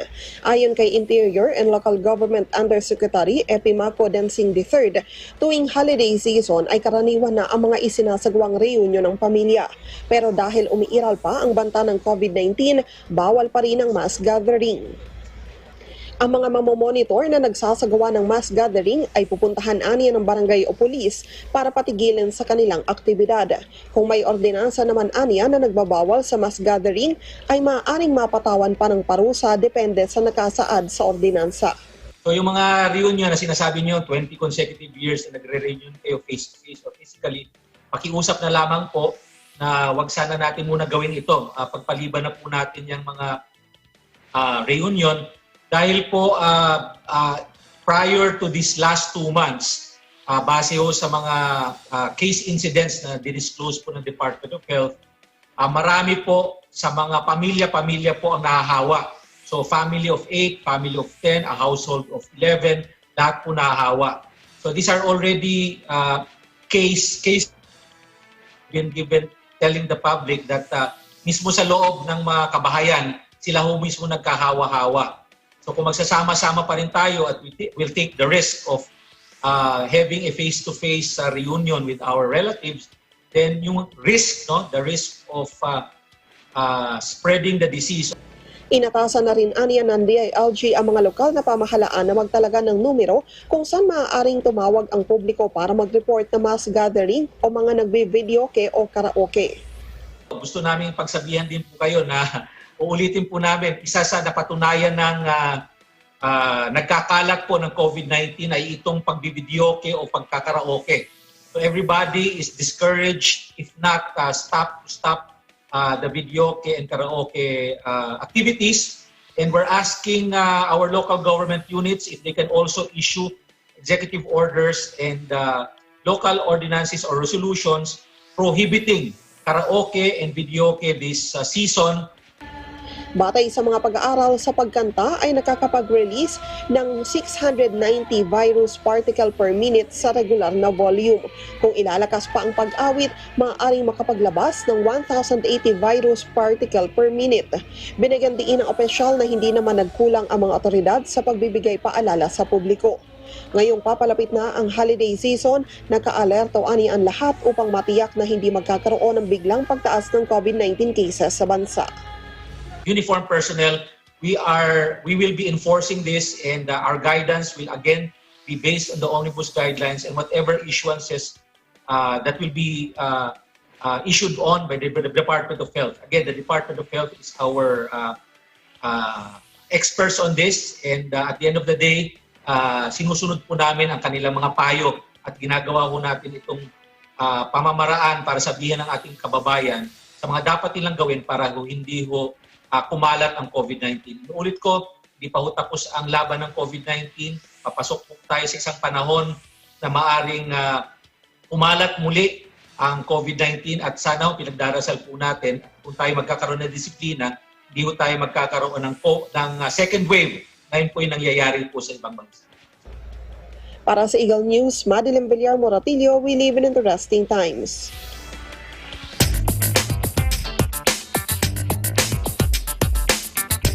Nakabawi ang Tokyo stocks ngayong araw kasunod ng pagtaas din ng Wall Street. Ang benchmark Nikkei 225 ay umangat ng 1.33% o 350.86 points matapos ang 3 araw na sunod-sunod na pagkalugi. Samantala, ang Broader Topics Index ay tumaas naman ng 1.17% o 20.61 points. Sa US trading, kapwa umangat ang SP 500 at Nasdaq na nagtapos pareho sa all-time highs.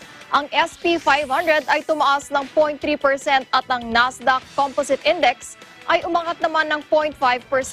Umabante naman ang Dow ng 0.4%.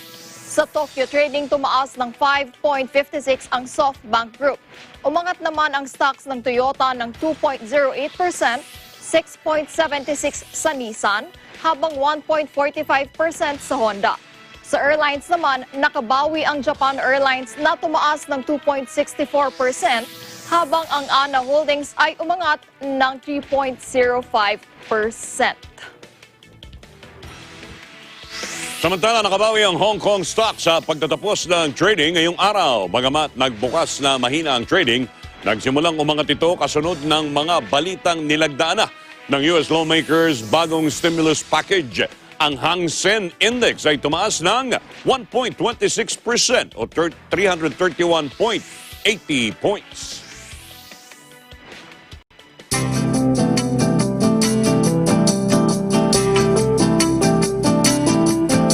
Nakuha na ng video footage ang pinakamalaking iceberg sa buong mundo na nasa South Georgia, South Atlantic. Ito ay A68A na namataang palutang-lutang sa karagatan ng Atlantic. Nakuha na ito ng video ng Royal Air Force. Tinatayang meron itong surface area na 4,200 square kilometers. Ang nasabing iceberg ay kasing laki ng Somerset. May bigat naman na ito na daang-daang bilyong tonelada. Ang A68A ang pinakamalaking bahagi ng iceberg.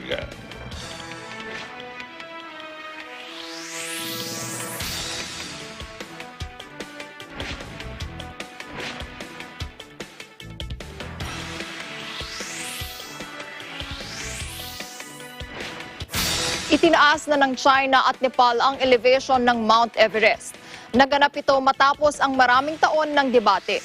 Napagkasunduan ng magkabilang panig sa ginawang news conference sa Kathmandu na itaas sa 8,848.86 meters ang high peak nito. Ito ay 2 feet na mas mataas sa nauna ng measurement ng Nepal. Una nito, nagkaroon na noon ng discrepancy sa height nito noong ito ay sinukat ng China mula sa rock base nito.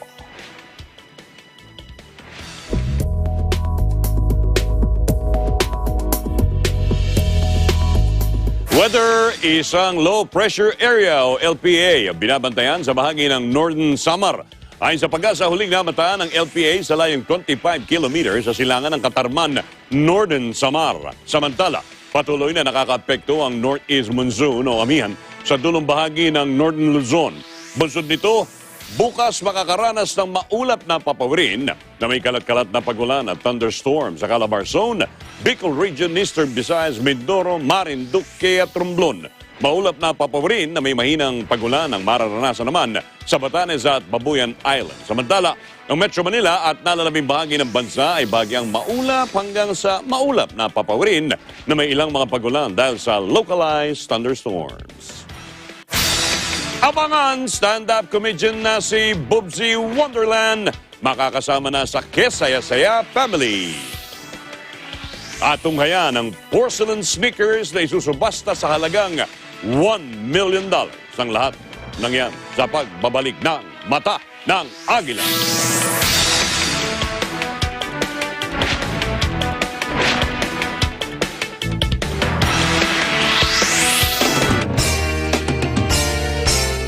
The search for the best continues. Tagisan ng Galing Part 2 is now accepting audition entries. Kung ikaw ay 21 to 59 years old at may angking galing sa pagsayaw, mapasolo, duo o grupo man, magpadala na ng audition entry. Narito ang mga guidelines.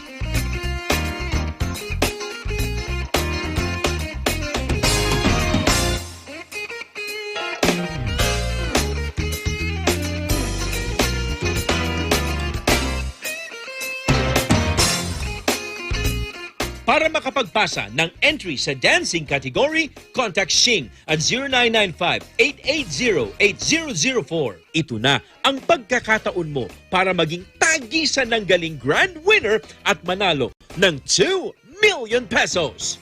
Para sa karagdagang impormasyon, i-like ang Tagisan ng Galing Facebook page. Kaya sali na!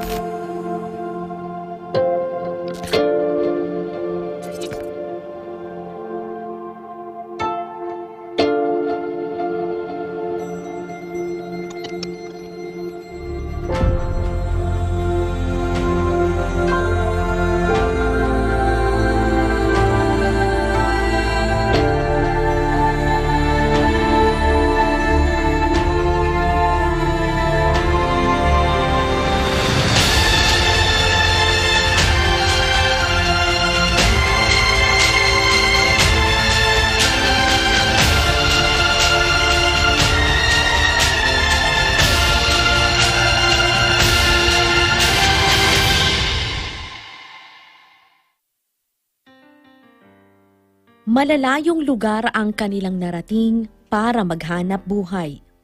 Tulungan ang pamilyang iniwan sa sariling bayan. Yan ang ating mga overseas Filipino worker. Pero dahil sa di pangkaraniwang pangyayaring hatid ay krisis, may ilan sa kanilang nagpasyang umuwi. Pinagyaman ang sariling lupain, nagtayo ng negosyo na kasama sa puhunan ang sipag at tiyaga. Ang mga OFW, maraming sakripisyo, ninanais maging kapaki-pakinabang maging sa kanilang pagbabalik bansa. Sapagkat ang ating mga bagong bayani, Pilipino pa rin sa puso at damdamin.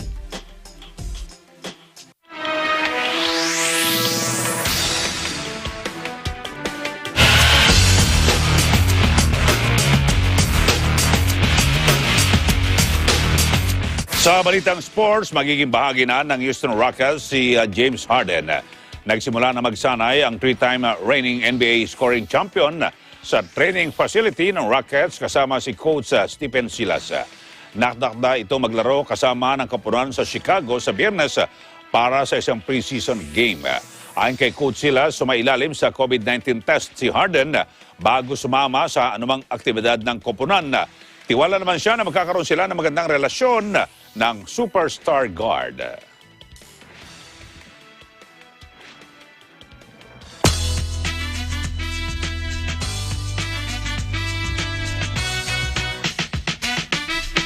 May bagong karakter na makikisaya sa musical sitcom ng Net25 na Kesaya-saya. Nagagampanan ng stand-up comedian na si Bubsy Wonderland.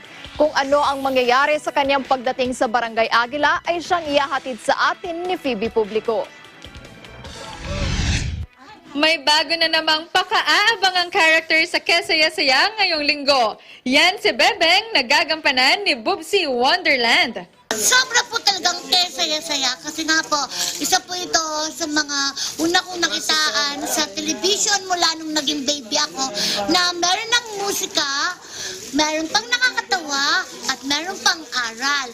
Kaya iniimbitahan ko po kayong lahat sa susunod na mga kaganapan dito sa Kesaya-saya. Kasama niyo na po akong magpapasaya at mangungulit dito sa Net25! Thank you po! Ang bunsong kapatid ni Rexy, malaking bata si Bebeng pero mukhang matanda na. Kasi pinaglihi siya sa kanyang lola kaya mukhang matanda. Mabait pero makulit na bata si Bebeng. Mahilig manukso ng mga tao pero lovable. Bagong lipat sila sa Barangay Agila at bagong may-ari ng tindahan at takbuhan ng mga kabarangay na nangangailangan ng supplies. Nagpapasalamat naman si Bubsy sa ibinigay na pagkakataon sa kanya ng Eagle Broadcasting Corporation o EBC na maging parte ng Kesaya-saya family. More power po sa Eagle Broadcasting Network, Net25. Mag-iingat po kayo lagi at sana po happy din kayo dahil nandito na po ako sa Kesaya-saya. At happy din po ako at magiging happy pa ako sa mga susunod pa. Thank you po! Kahapon, naglaro at nagpasaya si Bubsy sa Happy Time. Naghandog siya ng performance bilang opening number ng programa at kasama ang Kesaya-saya Productions ay naglaro sila sa Bawal Fake News at PM is the Key. Para sa Eagle News, ako si Phoebe Publico. We live in interesting times.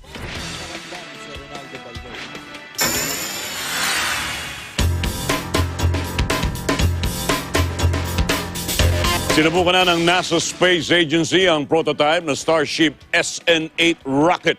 Isinagawa ang launch nito sa Boca Chica, Florida. Nakaranas ng engine issue ang rocket dahilan para ipagpaliban ang launch nito.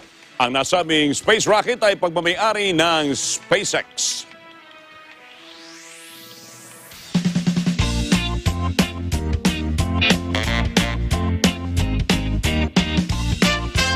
Ipinasilip na ng auction company na Sotheby's ang sapatos na posibleng magkasungkit ng record sa kasaysayan ng auction. Ito ang pares ng sapatos na idinisenyo ng Adidas, German porcelain maker na Miyerkules. Isa itong leather shoes na base sa disenyo ng popular ZX 8000 model ng Adidas at pintado ito ng porcelain design. At para sa mga nagtatanong kung magkano ito, ayon sa Sotheby's auction, nakatakda itong ibenta sa halagang $1 million. Maaari na itong mabili online na tatagal hanggang December 16. At ang malilikom na halaga sa auction ay dadalhin sa Brooklyn Museum sa New York para sa Young Persons Program.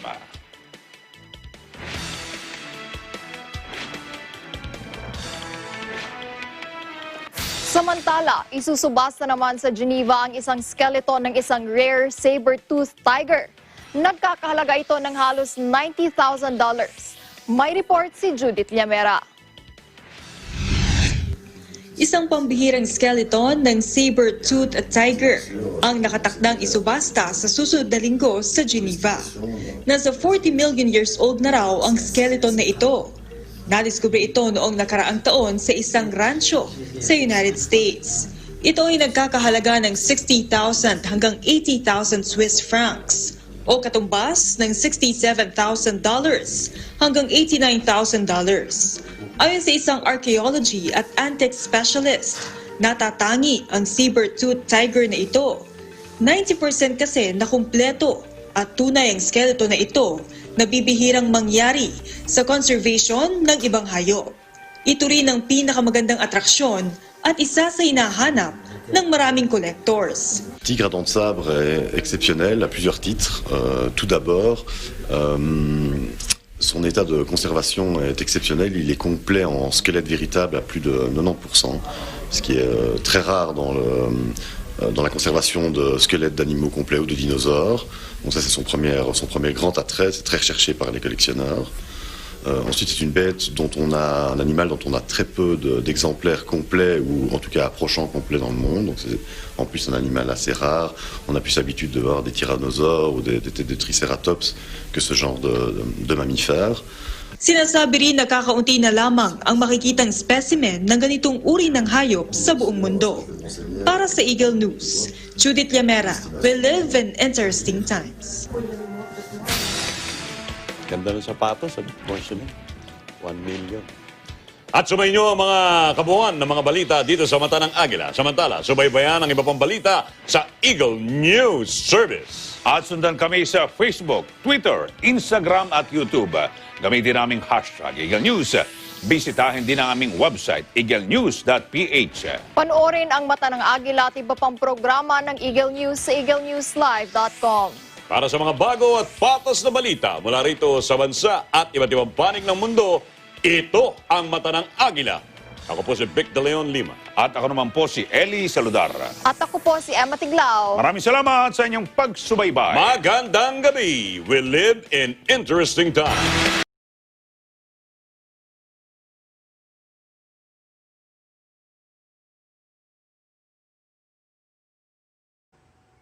I have yet to sign anything ordering the arrest or the silencing of anybody in this government, especially the critics. The fact that they are doing it every day only goes to show that I am giving them the time of their lives to just talk and talk and talk. Wala naman, it's an invented phrase kasi yung silencing. Ay, pati yung kay Dilima, the entire country knows that. He has a pending case, no bail, is being detained, and everywhere I go, it seems to be that they were able to place the news in a wrong perspective that Dilima is being detained and she is a prisoner of conscience. But of course, lahat ng Pilipino, to us Filipinos, that's crazy because it's in court, it's being heard, and she had her days of explaining it to the public. Aside from that, wala na.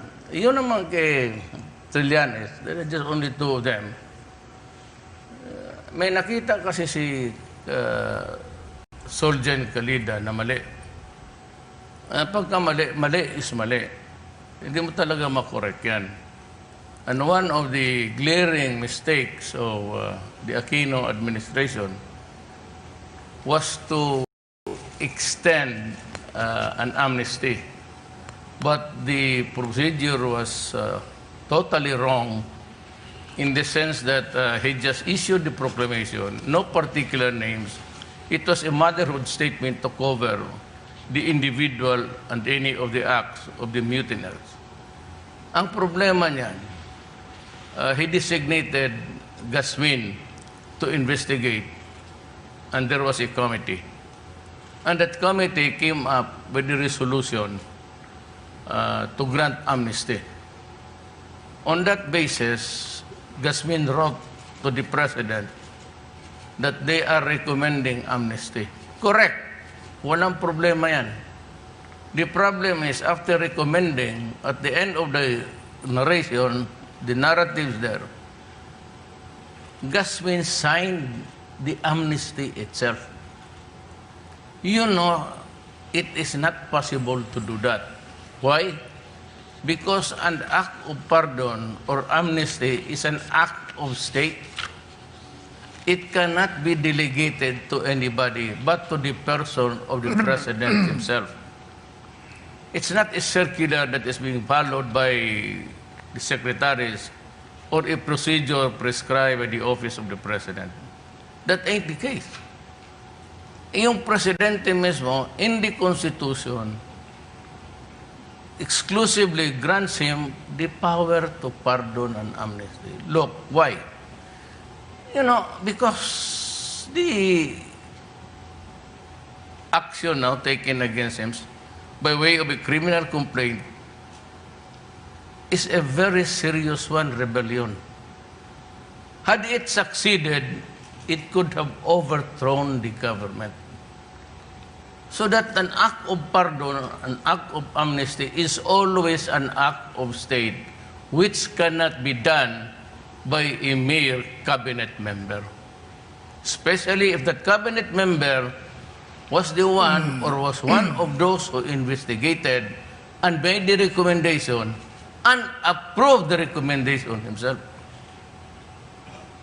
In other words, Mr. President, they're saying that the power to grant amnesty and pardon is personal as well as exclusive to the President. Yes, correct.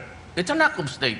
Just like the power to suspend the privilege of the writ of habeas corpus and to declare martial law. Yes, and to call Congress to a special session. You cannot delegate it to the Executive Secretary.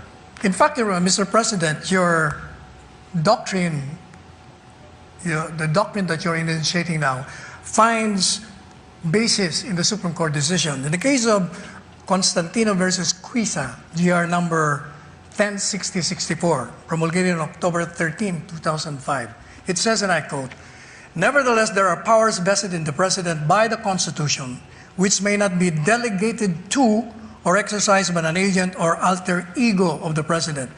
Justice Laurel, in his Ponencia in Villana case, made this very clear, and the decision quotes, "Withal, at first blush, the argument of ratification may seem plausible under the circumstances. It should be observed that there are certain acts which, by their very nature, cannot be validated by subsequent approval or ratification by the President.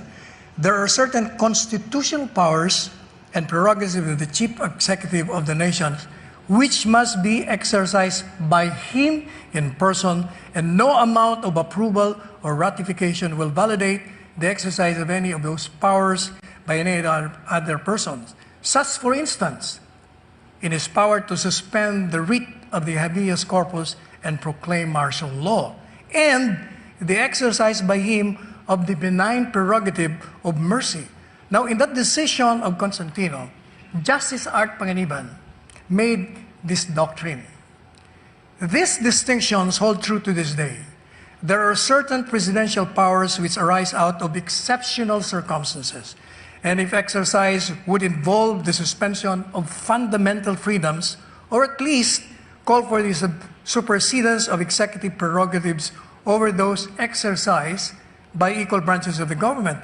the declaration of martial law, the suspension of the writ of habeas corpus, and the exercise of pardoning power, notwithstanding the judicial determination of guilt of the accused, all fall within this special class that demands the exclusive exercise by the President of the constitutionally vested power. The list is by no means exclusive, but there must be a showing that the executive power in question is of similar gravitas and exceptional import. Kaya yung po sinasabi nyo, merong justification. May ruling ang Korte Suprema. Hindi kaya na sinasabi ng mga abogado ng kabila, sabi nila, mali yung sinasabi ng mga abogado ni Presidente sapagkat pwedeng i-delegate yung power to grant amnesty. Maling-mali po sila ron. Ako ang nagsalita nung una niyan. I'm not saying that I claim exclusivity in the announcement. But I was thinking over the matter coming home. Sabi ko itong mga to, these are the powers that are granted to the President because they are supposed to fall in the category of an action by the state. Yung mga ganon na klase na hindi pwede mong ma-delegate yan. Even if the President is sick, he cannot wait, then you have to wait until he dies or somebody takes over. But you cannot delegate that power to a subordinate, an alter ego, because, I said, it is an exercise of state power. Meron nga may logic naman sa sinasabi ng Korte Suprema sapagkat yung pong power to declare martial law at saka suspension of the privilege involves the deprivation of freedoms, of rights. Doon naman sa pardoning power, nagkaroon na ng determination yung isang branch ng government na guilty yan, yet i-overturn ninyo. Kaya tama ho yung sinasabi nila na hindi pa pwedeng i-delegate sa ibang tao. Nakita mo as serious as a rebellion. Had it succeeded, it could have caused government to overthrown. They could have overthrown government, so that's a very serious thing of pardoning a person who is out to destroy government. So it is by no means just a mere infraction of the law. It is as serious as the existence of the government itself. So when you are called upon to task and to answer for that, and if there's any pardoning or amnesty, may concurrence of Congress na.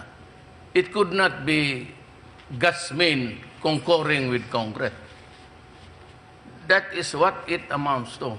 In the first place, there is no special power of attorney or authority or whatever that the President left it to Gasmin to do it all together in one, and to authorize him. To authorize him to investigate, I will concede to that. But the act of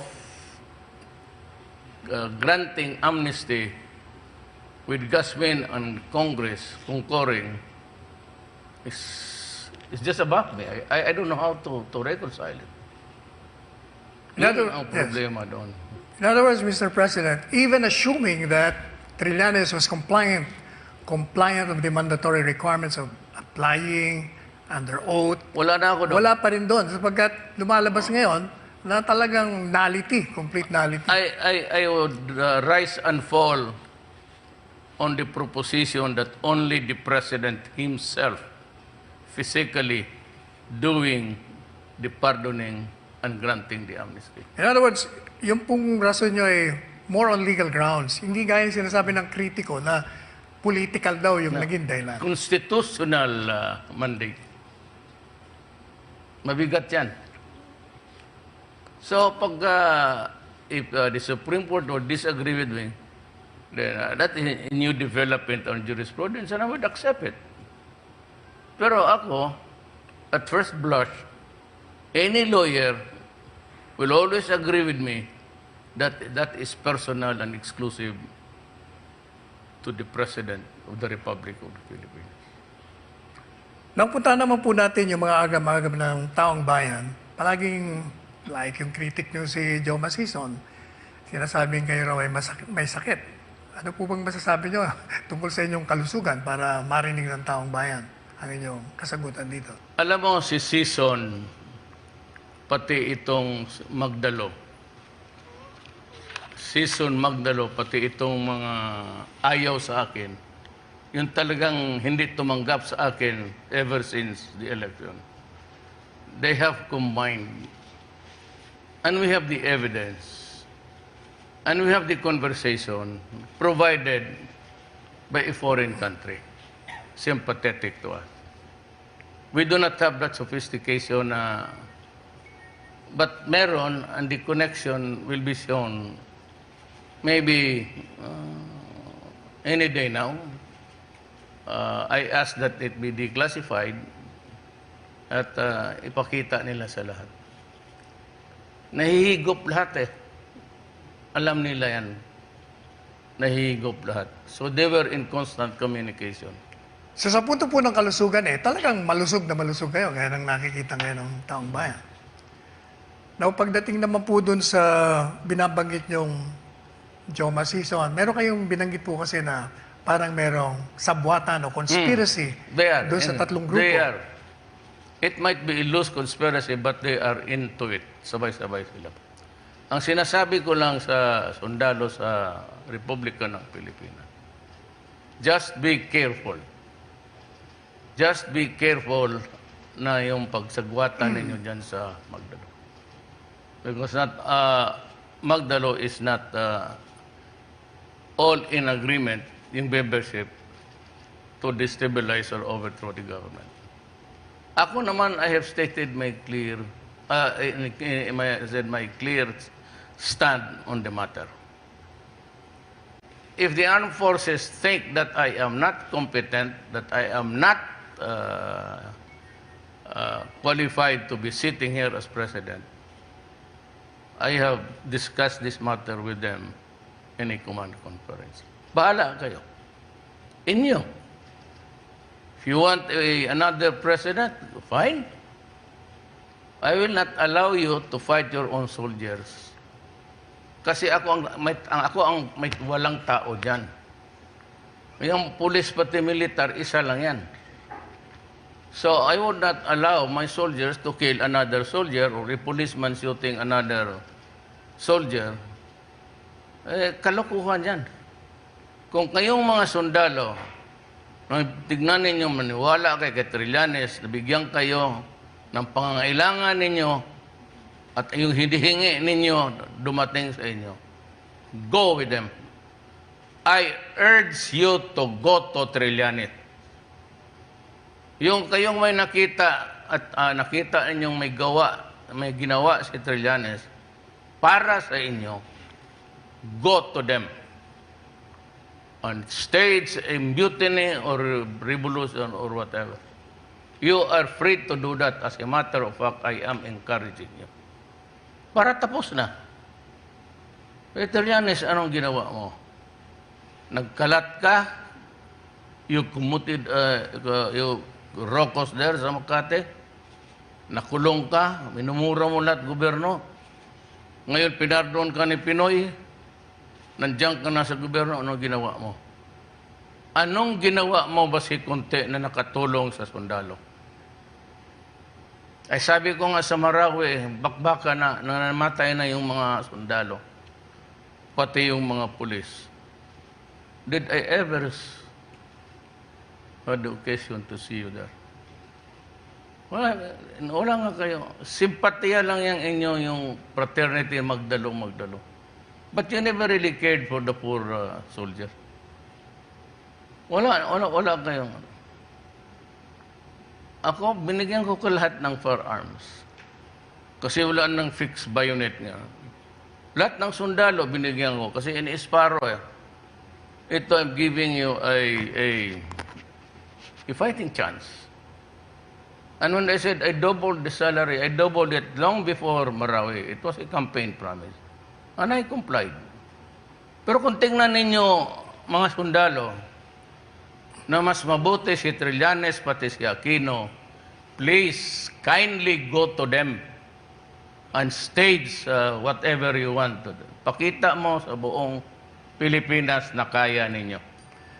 Now, Mr. President, I am challenging Magdalo to start now. Sigurado ninyo na inyo ang sundalo, fine. Kung kayong mga general ng gusto, di sige.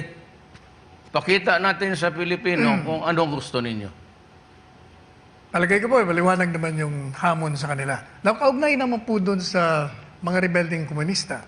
Meron po mungkahi na since mukhang hindi naman naniniwala na sila doon sa national leadership ng komunista, sa grupo ni Joe Maciso, meron po mungkahi na kung pwede raw bang ang local executives na ang makipag-dialogue sa mga komunista?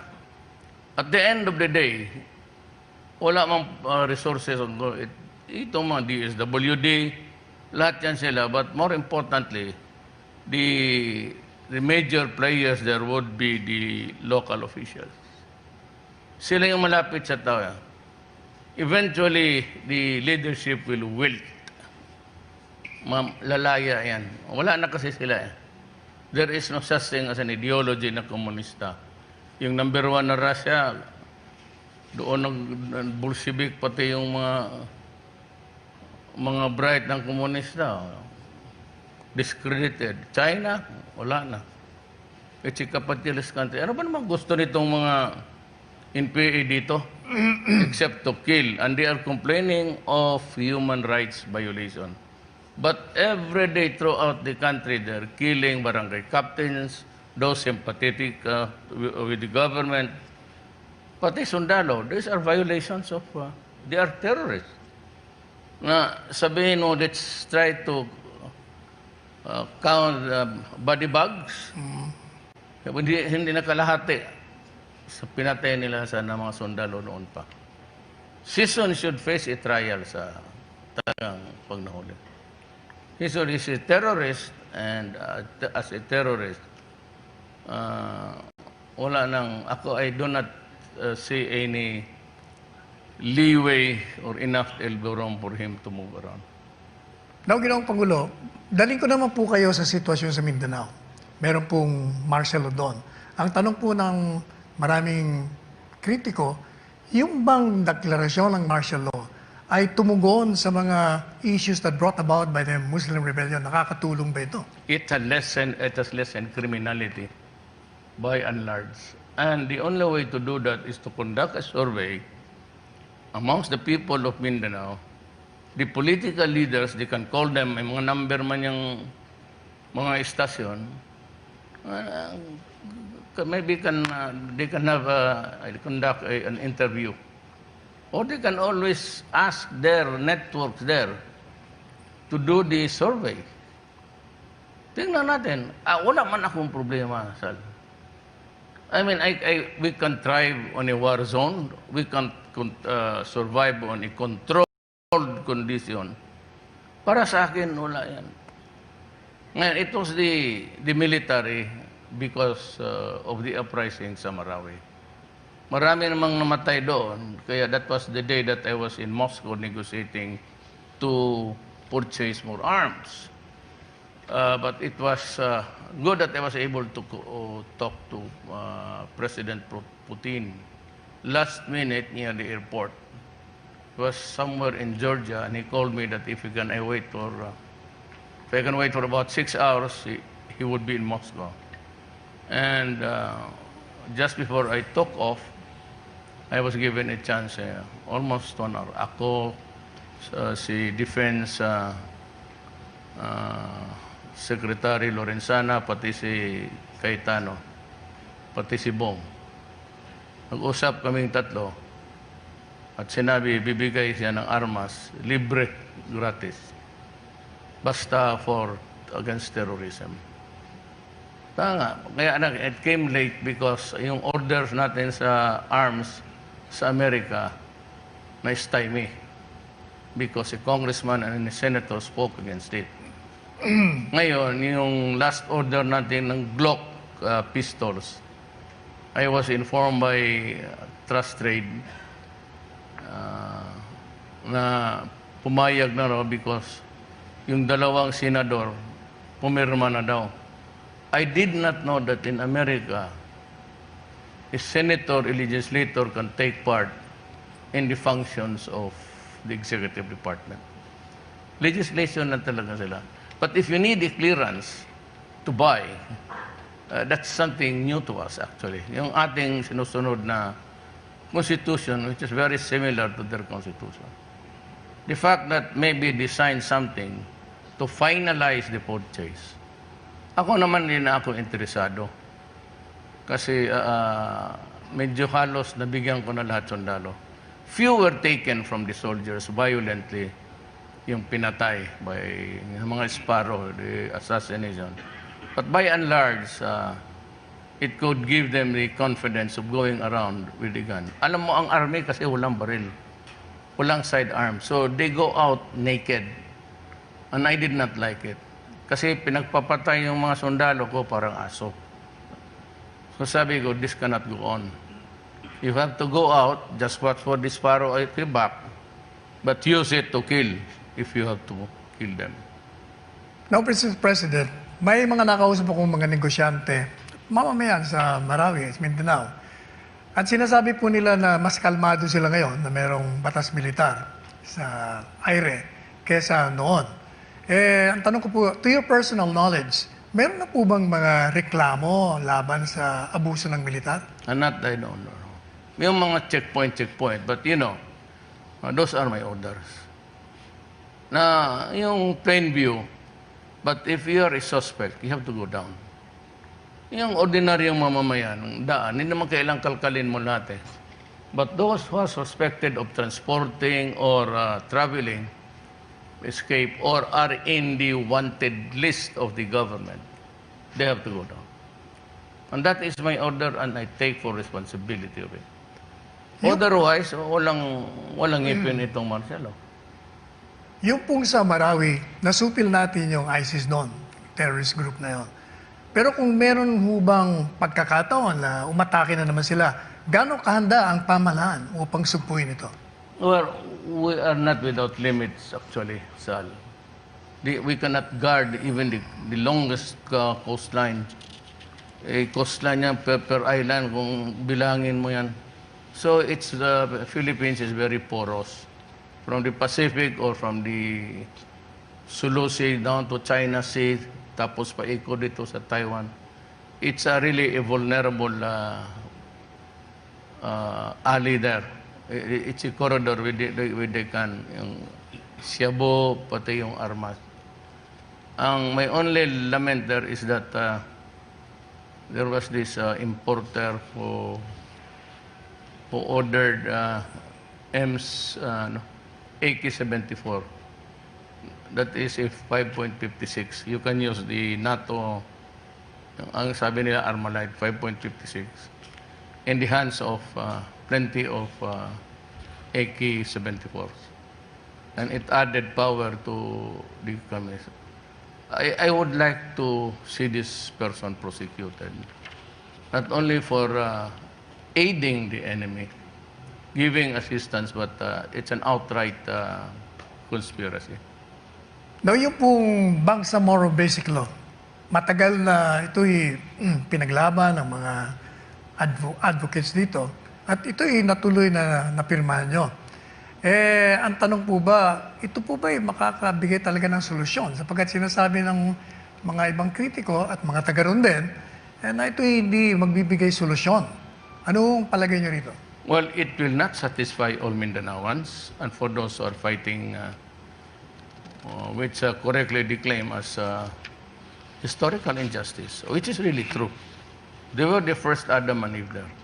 Problem is this Bangsamoro law must pass, because if not, it would again create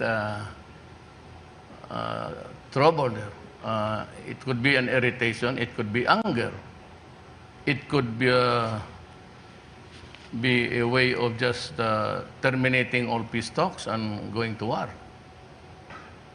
Marami tayo doon. We have the original insurgents, revolutionaries of the Moro in Mindanao, which is purely territorial. Yung nawala ng lupa nila with the inroads and coming of civilization in Mindanao. Now, yun ang isa. The other is the insurgents who have become true blue, full-blooded revolutionaries, this time It is not a question of territory anymore. It's a question of an Islamic world. Yan ang mahirap. And until now, they are massing nung nakaalis na. They are being pounded heavily in the Middle East. And they are looking for another headquarters. It could not be in Indonesia because fundamentally, puro man sila mo. There could be some skirmishes. It could not be Indonesia, Malaysia, kasi puro Muslim yan sila, and Brunei. The ideal area would really be Mindanao. There's a mixed crowd there. I think the Christians are predominant in number. So, if you want to kill infidels, as they proudly claim, an infidel is one who is not a Muslim. I hope that they would not, insist on that bankrupt and hollow ideology, because it could be a reason for a communal war, a bloodbath. Mr. President, meron pong mga lehitimong concern. Yung mga nasasakop na